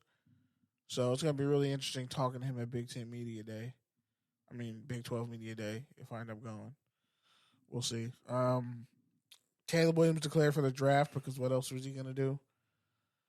And Cam Ward undeclared for the draft and went to Miami, so he got a stupid bag from the U. You know for a fact he got a massive bag, and they got a couple more transfers. So either Miami's going to have their shit together next year, or they're going to look like trash, and maybe Cam Ward might destroy his draft stock because Miami quarterbacks don't translate to the NFL. And Sark got an extension. Oh, yeah, 4-year extension. And then they put out a whole video. I'm just like, that's cool, bro. Good for you. Why are you hating on this, Nikki? Why do you not like Sark? Because fuck Texas, horns down. That's why I'm glad UCF beat. I love this decision. Don't worry, I'm very excited about. Keep your friends close and your enemies who can't beat you closer. Didn't they have like their best season in like 5 years? Steve Sarkisian's never won a bowl game at Texas. I'm just saying, like they were in the. He's never won a bowl game at Texas. They were in the playoff. He's never won a bowl game at Texas. Oklahoma fans got clapped by Washington 2 years in a row. I'm very happy about this extension. As you should be. I don't get it, but all right. Because they going to go to the SEC and get their shit kicked in. I'm just saying, they were in the playoffs. Jackson Arnold's better than Quinn Ewers. He is. He just is. All right, touchdown or turnover? Horns down. Mike Tomlin gave the Hold on. Okay, go. Sorry. Tomlin is apparently returning back to the Steelers next year, and he's giving the starting position back to Pickett. I'm sorry. Did we just go back in time to what the Patriots did with Mac Jones last year? Who? Because that fucking worked out. Who? Mac Jones. That's why it's like I don't want to take anything away from Mike Tomlin. He's probably one of the greatest coaches that I've seen in my era of watching football, beyond Bill Belichick. Never lost. Never had a losing season. Beyond that, though, none of your goats can relate. Beyond that, though, and someone else brought this up. I think it was a white dude on whatever the fuck this show is on ESPN morning radio now. And he was like, if you're like a year away from making a coaching change, like if you're going to make a coaching change in 8 games or even at the end of the year next year, like you're probably better off just doing it now this year because there's some good candidates out there. And I feel like Tomlin deserves to write his own ending, but if he's just going to come back and have another 9-8 season next year, and they may sneak their way into the playoffs, but probably not because the Bengals will be back, like, what's the point? You know, like, I get it. You were once the youngest head coach, and you're not anymore, but, like, do you really need another dog years season of an NFL? Like the NFL season is dog years. Like, it's going to age you another 5 years. Like, all to what?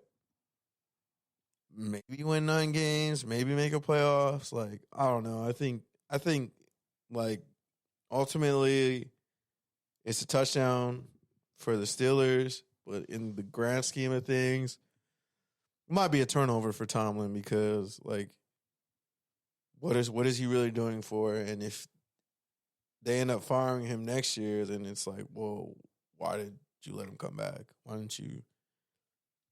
And I mean, we saw it even with Pete Carroll. It's like, yeah, you can still coach Pete, but like, why? And we're just prolonging the future here, and we're just kind of spinning the wheels, and you're just kind of putting the same team out there every year. And yeah, we're not bad, but we're not good. Like, so I don't know. Here's my thing, right? Hall of Fame coach. Like, there have been more popes than Steelers head coaches. Yeah. That's already a crazy ass stat. Mm-hmm. There have been more presidents than Steelers head coaches. Mm-hmm. That's fucking crazy. Mm-hmm. This man, if you give him a quarterback, he brings everything else to the table. His GM retired and stepped down last year. Okay, he got rid of his OC. Kenny Pickett was trash, and I tried to tell y'all that, and people were telling me he was good, and I was like, where? I'm like, some of y'all just write shit just to write content, just to put it out, even though it's dog shit.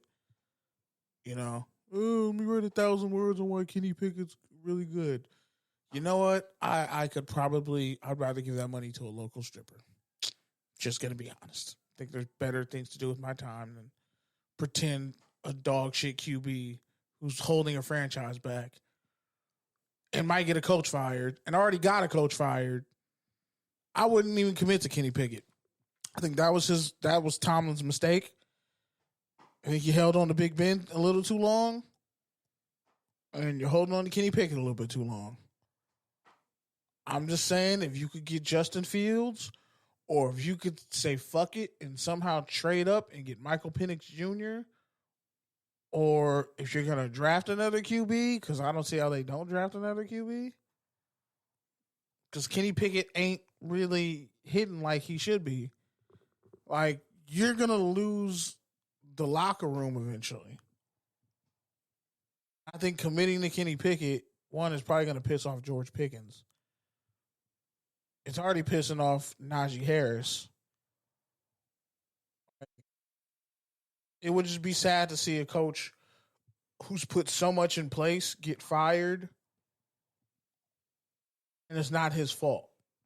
I feel like all those guys got to go. Honestly, I feel like that. Like I feel like that whole skill group position has to go. Just for the whole QB room should be gone. I feel like the whole and honestly, their offensive line was better than it's been in like 5 years. Yeah, but I think since Castro retired, I think they need to get rid of Najee for whatever they can. I feel like they need to get rid of Pickens and Johnson for whatever they can. Why would you get rid of Pickens? He had 1,000 yards. He had a great year. Cash him in while he's high. That's what they do. I mean, they don't extend receivers. Well, any receiver wearing 14 in Pittsburgh is usually cursed. So that's what I'm saying. Just Deontay Johnson could definitely trade. He could probably use a change of scenery anyway. Calvin Austin III needs to change the scenery to the Raiders. All right, next one. All right, next up we got Saints fired their offensive coordinator Carmichael after 15 seasons with the team. First off, how the fuck did he last for 15 years, bro? Pete Carmichael. Hey, man, how do cockroaches survive a nuclear blast? Derek Carr has got to be leading the career in offensive coordinators. Like, Dennis Allen should have been fired. He's probably going to get fired because of that. There's no way you bring back Dennis Allen. But yeah, I'm gonna say it's a turnover just for the sheer fact of how was he there for 15 years? They're gonna stick with Allen. They've been saying they're gonna stick with Allen all year, but it's bullshit. Stick with Carr too. I'd rather have Vrabel coaching this team and bring in an OC and make the team tough again. Can't believe I just used that adage. But yeah, like it's available and it's there. Like, if you put Tomlin as the Steelers as the Saints head coach, they'd probably make it to a Super Bowl. And everybody wanted Todd Bowles fired, but look what he doing. I feel like it's not even coaching though. I feel like they just haven't been developing talent at the same rate as they were 5 years ago. They're still developing defensive talent. Just the offense is dead. don't even think the offense is dead though. They Yeah, have it is. receivers. Carr's a piece of shit They have receivers who don't get the ball because Carr's a piece of shit. Carr. That's Carr and Pete Carmichael and Dennis Allen. Well, Derek Carr is still going to be there. So a Fisch rots from the head down. That's not going to change. Yeah, but a Fisch rots from the head down. And if you keep allowing his fucking behavior, that's why. I mean, Michael Thomas been sending out subtweets all season. I think he quoted a Nick Saban tweet how like average people and overachievers don't get along.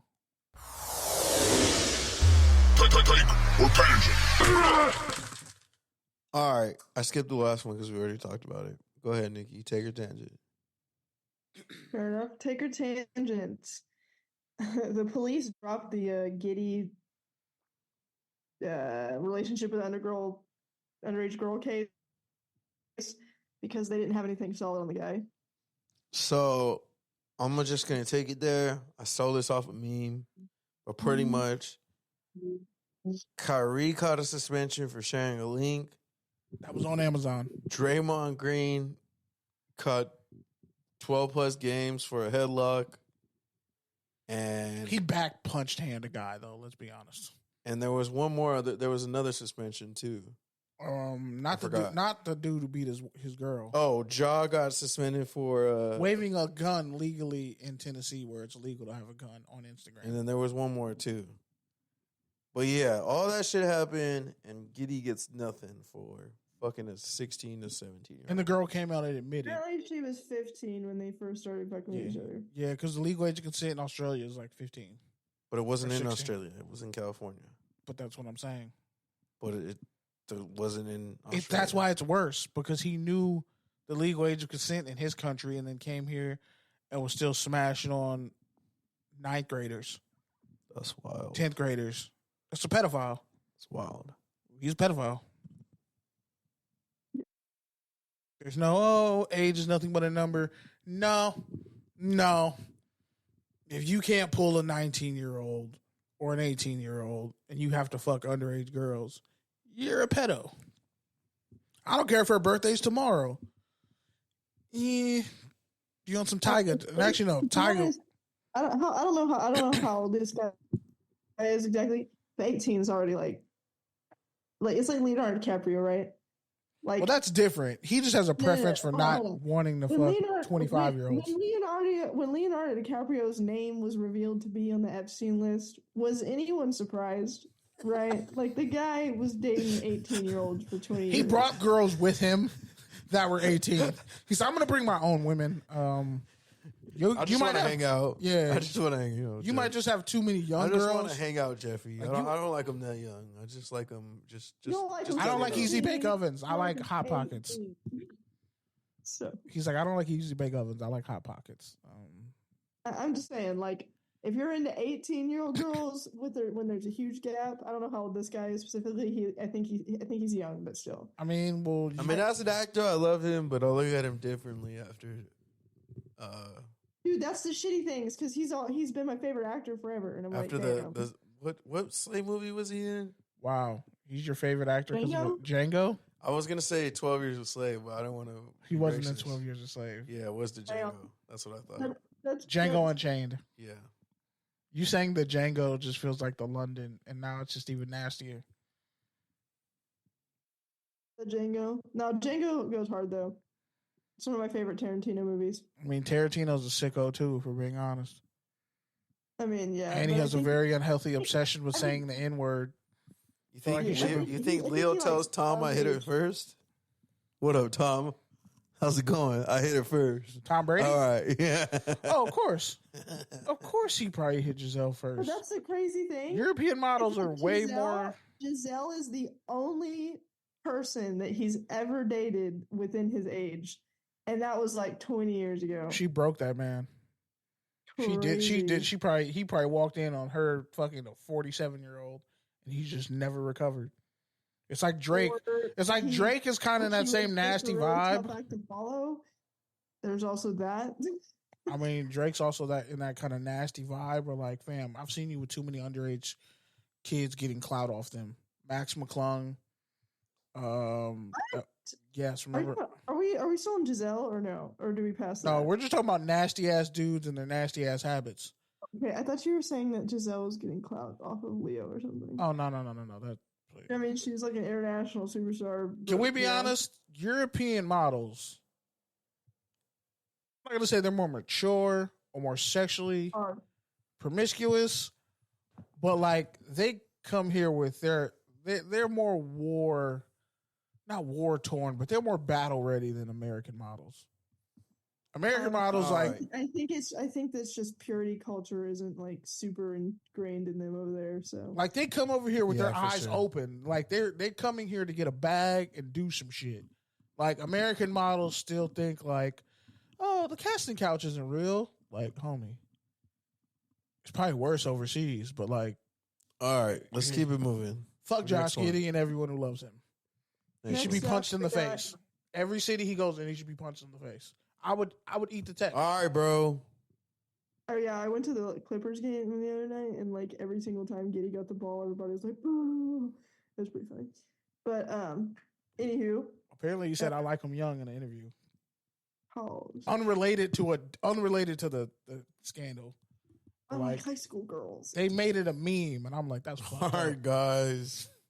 Anyway, so Robert was talking up his new head coach hire and was like, my quote unquote instincts, end quote, on Mayo are similar to back in the days when he hired Belichick. Well, he was. Didn't I tell you that we're gonna do this exact thing like in week 10? And you were like, I literally died of cringe when I read that. Like, dude, what do you mean instincts, bro? You hired one guy 25 years ago and it worked out. Like, and you drafted a QB. I mean, what's that quote, and it worked out. You either live long enough, you either die a hero, live long enough to see yourself become a villain. Hello, Robert Kraft. Hey, man.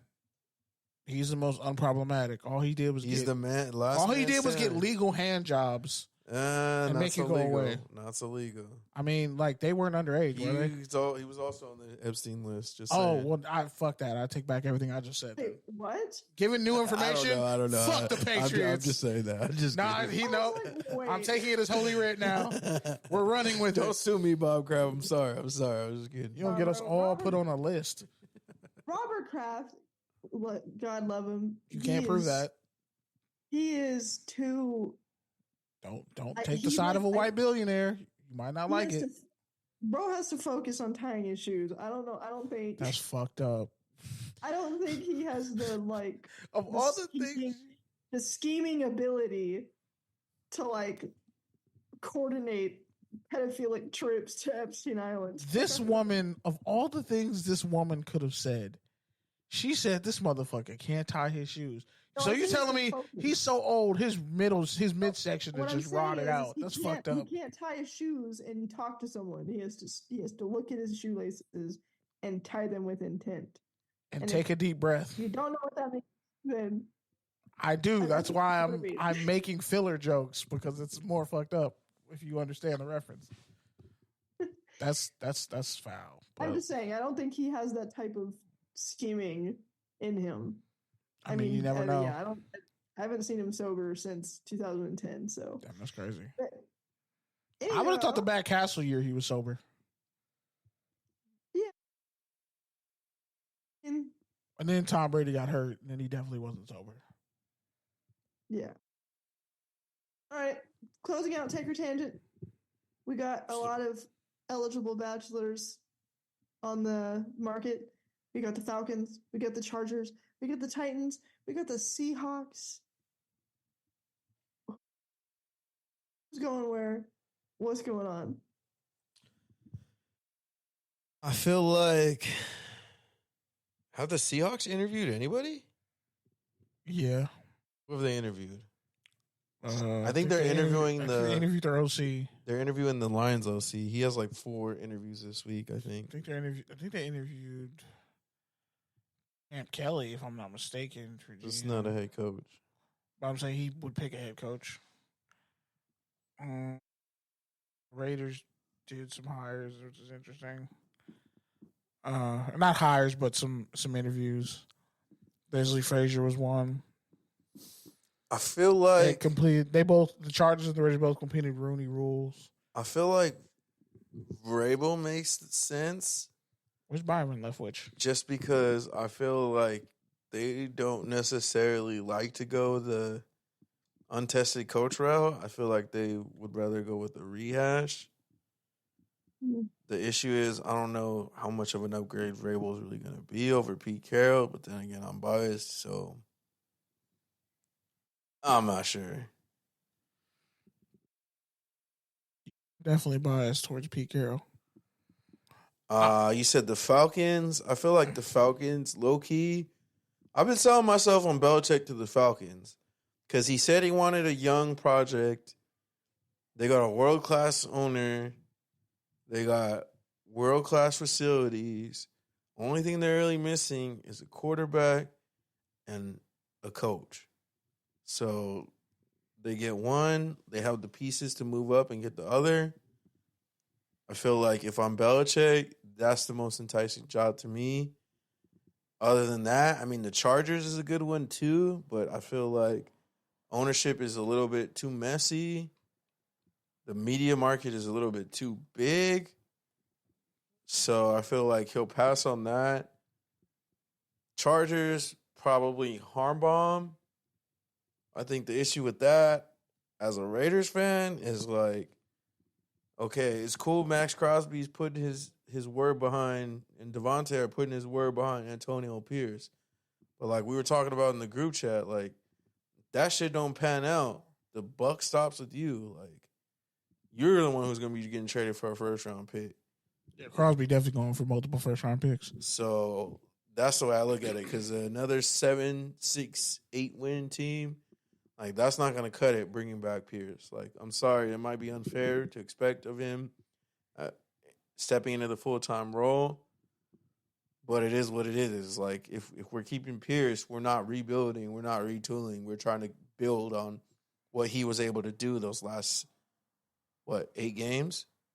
Yeah. So you got to build on that. There's no slow starts. There's really no room for error. And that's why, like, even for him, like, I don't blame him for taking the other coaching jobs, because that's kind of a lot to step into. But that's just the nature of the situation when you're taking over a prestigious organization that hasn't been worth shit for damn near 20 years. Now they have the second longest Patience playoff up. drought. The patience is out. It's over. The Raiders have the second longest playoff drought behind the Dolphins. Win? You mean playoff win? Yeah. All right. So yeah, I think Seahawks, Vrabel, Falcons, Belichick, Chargers, Harbaugh, Titans. Does anybody want that job? Yeah, they don't have a lot, man, especially with losing Henry. The defense needs a lot of work. I feel like both sides need a lot of work. You could trade Simmons and Landry, but then you got to start all over again. I feel like Raheem Morris isn't kind of like Vrabel, but different. That's a lame duck job. Maybe the Lions OC? I wouldn't take that fucking job if you paid me the high. Like, Belichick could take that job and find a way to fix it. It'd be a fixer up. No, I feel like that's his speed. I feel like, yeah. Niners, Rand Carthen. I don't know. I don't like that job. That's a bad job for I everybody. don't like that job for Belichick. I mean, the good thing is you play in the South. That's a plus. It's a bad job for anybody, though. All right, so who are you not linking with who? I got Chargers taking Harbaugh. Got Belichick to the Seahawks as a surprise. That's not going to happen. It could. That won't happen. They have a GM and they have Pete Carroll still lingering around. Yeah, but he's not going to be coaching. I mean, he's still lingering around. Well, that could be a dark Belichick's horse. not going to take that job. He'll take the Commander's job before he takes that job. He would definitely take Atlanta, but I think Commanders make sense just because of their ownership. They're going to want to get a star in there. That's true. I think Ben Johnson to the Falcons would be very interesting. Because if he does to that Falcons offense what he did with the Lions offense and their defense, but I think Belichick in Atlanta with Arthur Blank is too good to pass up on. It really comes down to the Falcons and Chargers jobs. Who gets those jobs between Harbaugh and Belichick, and that'll determine the order for everything else. I think Pierce, you have to hire him, but you have to hire Bieniemy as an OC probably. Then you got the Titans. Shit, I mean, who's desperate enough to get a job? That's probably the worst job in the NFL. Is the Tennessee Titans. Worse than the Commanders? I think Vrabel could go to Seattle. Commanders is ass, so whoever gets that is probably going to get fired. And you heard Rivera's willing to be a DC? Oh, my God. For who? Fuck, go retire, bro. The 2002 Ravens? The Panthers? Oh, wait. The Panthers need a head coach, Panthers? right? The Panthers need a head coach, too. They do. Shit. Honestly, Belichick would probably help that situation. I don't know about Belichick to the Panthers, actually. I mean, if David Tenner's that much of a piece of shit, David Tepper. How about it that way? I'm just saying, they got a defense. They got Bryce Young. They can get Adam Thielen to come back, who had 100 yards and 1,000 yards and 100 catches. Like, yeah, I heard someone else say that, but no, I'm out. Tennessee's the worst job, but like Carolina, Belichick might be the safest, might be the one coach who could fix that. All right, moving on. Fair or fade. RG3 calls out the hypocrisy of Jay Gruden on Twitter. Said Gruden couldn't coach him. It all started with Gruden basically being like, they're not doing anything to help Hurts, right? Was Hurts? Pretty much he was talking about how like you need to like put a blitz pickup. If I ever didn't protect a QB during my coaching days, I'm sorry. Or as you said, excuse me? And then Gruden went off and was like, you weren't that good. The Browns didn't want you and the Ravens didn't want you. He was also like, he was like, RG3 said, you literally told me you didn't know how to coach QBs like me. And couldn't relate to me. You didn't even try. Pretty much. And then that's when they went back and forth. He's like, and then he dropped a video on Twitter and IG. And he's like, well, Gruden, you can come on my platform. We can talk about it. But since Gruden was like a really good arena football head coach and a shitty OC and head coach, he set the Commanders back terribly far. So I would have to agree with RG3 because RG3 was cooking that man alive. Yeah, I'm gonna Shanahan's and the Grudens were the worst thing that ever happened. I'm gonna say it's fair too, just because, like you said, Gruden wasn't a good coach. And honestly, his family legacy is hyped up as well. All right, Pickens quote: "Not going to win playing Bills and refs." End quote. After questionable officiating versus the Steelers and Bears. Fair or fade? Fair, but Pickens got to remember he's been a menace his whole life.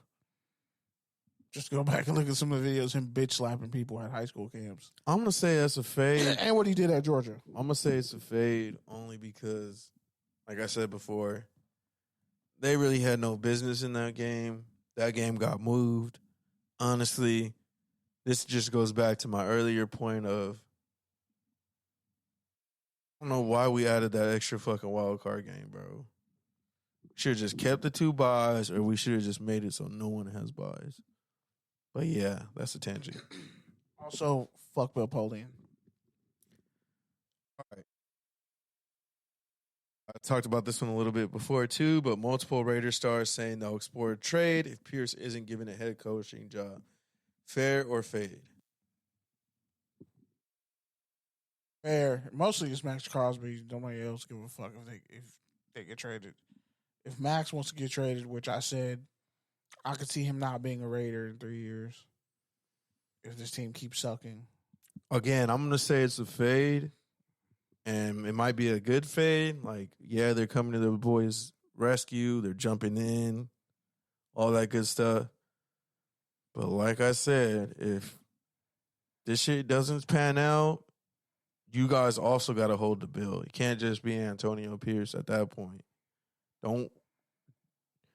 Just like my friends in my group chats do to me now. Like, they take screenshots of my old texts, and then when I say something else, they share it with me and just let me argue with myself. Like, apparently I said it like 3 weeks ago, when the Clippers get Terrence Mann back, they're going to be nice. And you said, fuck Terrence Mann. Yeah, and then I said, fuck Terrence Mann. To my face. And then you and Max. And then they sent me a fucking text that was like, oh, remember this? But yeah, so that's what I'm saying is you got to stay accountable. Otherwise, you kicked Terrence Mann's entire otherwise spinal column it doesn't really matter, because if it starts slow and you're like, oh, well, our offense isn't in a position to succeed, or, oh, we don't have the right quarterback. Like, nah. Fuck you. You wanted this. You asked for this. We empowered you. We let you take over the organization. Now you got to deliver. And at the very least, Max Crosby, you better get a 20-sack season if the Raiders do end up being mid again next year. Otherwise, I'm sorry, you're going to have to get a bigger tattoo over your Raider tattoo. Imagine he gets traded to the Ravens. That won't happen. No, it would have to be the NFC team. He gets traded to Detroit. That's a Super Bowl dark horse. 2 white pass rushers. The Cowboys. Nah. Texans. He's too tough for the Cowboys. He's from Texas. He went to Eastern Michigan. But he's from Texas. What the fuck? Yeah, he went to Eastern Michigan, but he's from Texas. That's crazy. Yep. Yeah, but he's better. I'd see him ending up in in Seattle. They would have to trade. They would have to trade him to an NFC team. You don't trade him to an AFC team. All right. Carol says, "quote The Seahawks change wasn't made by football people. Fair or fade?" I mean, it's fair. They've been fading for a while now. The owner died. Sister took over. They're transitioning, and Pete's. He just got an extension though. That's what's crazy. He's also 73. I mean, you're not wrong. Nick Saban was 73, right? 72, 73? Mm-hmm. Pete still has fire. Pete's still fucking throwing dimes out here. Bro, Pete he should be retired. Wants to coach. He still wants to coach, though. That's cool. Go he's coach a high school team. He's earned the right. Go coach a high school. Coaching. Go coach a high school team. Go coach. He ain't gonna coach the Panthers. Again, I don't think anybody. We know he can't be a GM. I don't think anybody wants to be the Titans head coach. That's the fucked up part. Arthur Smith gonna fuck around and get that job and hire. That's Mike why, Vrabel. like, for me, I don't know why he's like, oh yeah, I'm just gonna linger around, bro. Like, no, fuck that. You guys said fuck me, fuck you. I'm gonna go be the Cardinals fucking front office person and fucking annihilate you guys. Like, I don't know. Like, I would do some petty shit like that. Like, you know what? I'm gonna just go get a fucking ring with the Niners. Like, I'm just gonna sign with them tomorrow and be a consultant. Be a consultant so I can get a ring with the Niners. Because fuck y'all and the clique you claim. Nah, because then they'd be like, well, you would do that shit too. You would for sure do that shit. Be like, I don't even like the Niners, but I hate you more than I don't like the Niners. So fuck y'all. But here's the thing. Pete wouldn't give Christian McCaffrey the ball on the 1 yard line. Let it go. No, I will never let it go. Fuck you. 20 years. All you have to do is put Reggie Bush on the field. All you have to do is just put Reggie out there. You could have thrown a screen pass. All right, the Bulls fans boo during. Lane Kiffin was probably sick to his stomach. He's like, I had a screen for Reggie, and all you had to do was fucking throw it to him, Pete. The Bulls fans booed during Jerry Cross's posthumous induction into the Hall of Fame. And his widow cried. Fair mean, fade. Shit, shouldn't have underpaid Michael Jordan. Said GMs build teams. You said the players don't win. L take crazy. I mean, it's fucked up, but we found out Michael was never the highest paid player in the league like that. Imagine Michael being considered the GOAT and not being the highest paid player in the Bulls. Like that. And then Imagine Jerry them booing a dead man in front of his widow and making her cry. Hey, man, it's Chicago. You better be glad you weren't in Philly. They would have spit at her. I'm not saying it's right. I'm just saying you got to know what you expected. People love Michael and don't fuck with Jerry Krause because what Jerry Krause did when he was alive. Yeah, so if you did fuck shit when you were alive and people want to boo you, come on now. It doesn't matter. A lot of shit. You watched The Last Dance, just like the rest of us. Hey man, he did a lot, but he also wanted to take all the credit. When you know goddamn well you won because you had Michael Jordan and Phil Jackson and Scottie Pippen, and you fucked Scottie over. But yeah, I think it just comes down to now we out here. But just in general, our national pastime is fucking outrage. So and booing it's easy people. to fucking boo. Shame. It's easy to fucking shame. It's easy to be like whatever. Hey, but man. yeah, at the end of the day, like you shouldn't be surprised. Once a bull, always a bull, right? So I think that's where it's more like petty, like. But that's new age Bulls fans, right? Yeah, you can go ahead and be mad about the shit 20 years ago, but one, you probably weren't around, and two, if you were around, then like you should know it doesn't really matter, like, because that team was fucked up for a solid like 15 years, bro. Yeah, that squad was fucked up. Eddie Curry, Ben Gordon, who's still smoking crack, I think. Feel bad for Ben Gordon. And Jennings off the rock though, right? I definitely don't think Brennan. I mean, OJ Mayo, my bad. I'm about to say, whoa, don't put that on. That man has a fucking basketball court down the street. Does he? Yeah, he does. It's right near the Target off Western. That park, right off Western. Dang, OJ's hooping Brandon Jennings in Egypt. Yep. Ovinton. That's crazy. Good for him. You knew his name was Ovinton? I did not know that. Ovinton. Ovinton. J. Anthony.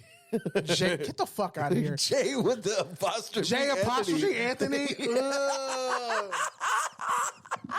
No wonder why he had to go by OJ.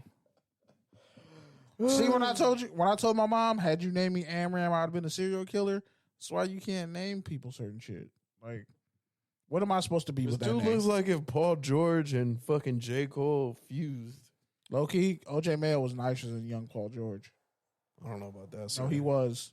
That's what that, sir. Bro, he was him and Kevin Love. They were arguing who was going to be the top pick. Like, OJ Mayo was nice, and then he went to the wrong fucking teams. And it just never worked out. But OJ was cold. OJ Mayo was...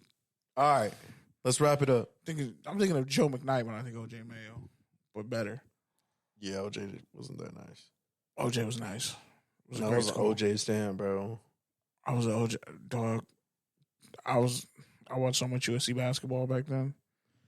All right, Nikki, Brent, what do you want to leave the people with?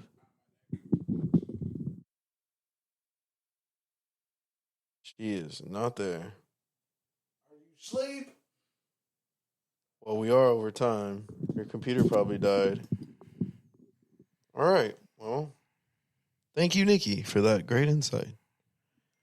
Kenny? She just texted my laptop. She said Bucs by 90. Hey, there you go. Yeah, I'm excited for the Senior Bowl at the end of the month. Shout out to my tax guy. And yeah, mostly just trying to make it through the week.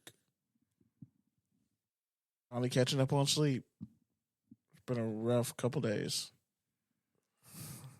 Fucking can't stop coughing because I choked on a cough drop. So now anytime I eat a cherry cough drop, I just want to throw up. I got to go back to the honey ones. That was my mistake. Shout out to my family and everybody. Wow. All this segment used to be. So for me, I don't got a lot to say. Last week, like I said, was a long week with CES. Tried to check out some of the sports technology stuff, but I mean, I didn't really have time to do a lot of it. But from what I could tell, I don't feel like there was the same sort of hype or disruption as last year. I feel like there was more like cool, like forward kind of innovative things like in the wearable space and the app space, stuff like that. I feel like this year it was a lot of like kind of like more health focused things. Just like more like business, like kind of like health, like helping people kind of like monitor their health better. And then there was a lot of golf tech, which I'm not a big golfer, so like robotic caddies and like smart clubs and just different things like that. There is like a drone World Cup, like a drone soccer World Cup, which was pretty cool. They had like whole matches going on all day long, so that was kind of cool. There's also like this cool like smart fucking insert where like you just step in it and it tells you what's wrong with you based off how you walk, and then the insert adjusts to it accordingly. So I thought that was pretty cool, but I didn't get to see that. I wanted to demo that because my foot's been kind of weird lately, but we'll gotta talk about that. Yeah, otherwise, a lot of the same kind of usual stuff. Crazy autonomous flying cars, like RGB everything, like automated smart homes, like smart gardens. I saw a lot of smart gardening tech, which was kind of weird, but I feel like that's the back end of the pandemic. Because, like, I mean, I've been going to these things now, and I know enough about the tech world to know, like, everything's kind of cycles. Like, things get a shit ton of money, and you might not see anything until, like, 3-4 years later. So I feel like when everyone was getting plants, everyone was investing in the plant tech, and now some of that stuff is finally coming to the market. Same thing with pet tech. There's a shit ton of pet tech. I mean, it's probably never been a better time to be a domesticated animal, like the history of human civilization. Like, they literally have a Tinder for pets now, like pet care. Like, you can just swipe through pet services, like everything from dog walkers to groomers to food services, etc. So, yeah, there's all kinds of crazy shit going on in the tech world. But it's always good to get out there, experience it, check it out in real time. There's a whole hydrogen carnival, which was kind of cool. Like, just carnival games and rides just fully off hydrogen, which was interesting. But, yeah, man, so it was another good, successful CES. I mean, I think for my PR side, it was really successful. We had a lot of good meetings, a lot of good drinks. I feel like in some ways I pushed it, in other ways I didn't. So I don't know if that's balance. Like, I feel like I went out least of other CESs, but I also felt like I was the most tired. So, yeah, I don't know. It's probably just age. Anyways, this is Touchdowns and Tangents, TDs_tangents on Twitter and Instagram, touchdownsandtangents.com. Check it here. These next couple of weeks, you're not going to want to miss it. We're going to be live from Frisco. We're going to be live from Mobile, Alabama. And I'll also be in Vegas for the week leading up to the Super Bowl. So we're going to have a ton of content. Make sure you tap in with us. Touchdowns and Tangents. We're out. Rest in peace to that black man, that security guard who was a father of 4 who got murdered at that Fabulous earlier this week. Don't go to Fabulous Burgers after fucking 3 p.m. So, stop being a bitch. And if you're gonna lose the fade, yeah, don't fucking go back and get a gun like a little bitch. That was an off-duty security guard of the father of 4 who lost his life for nothing. Hopefully they don't shut that place down. They've been around for like 30 years. And fuck the news for taking that fucking good-ass shot of just the fucking dropped burger bag on the side of the street. I was like, damn, that's a really compelling image, but fuck, that's really sad. Video kind of clout chasey. But I was like, but damn, objectively, that's a good fucking journalistic cinematography. Yeah, rest in peace, Eddie McAllister. He was 57. Happened Wednesday.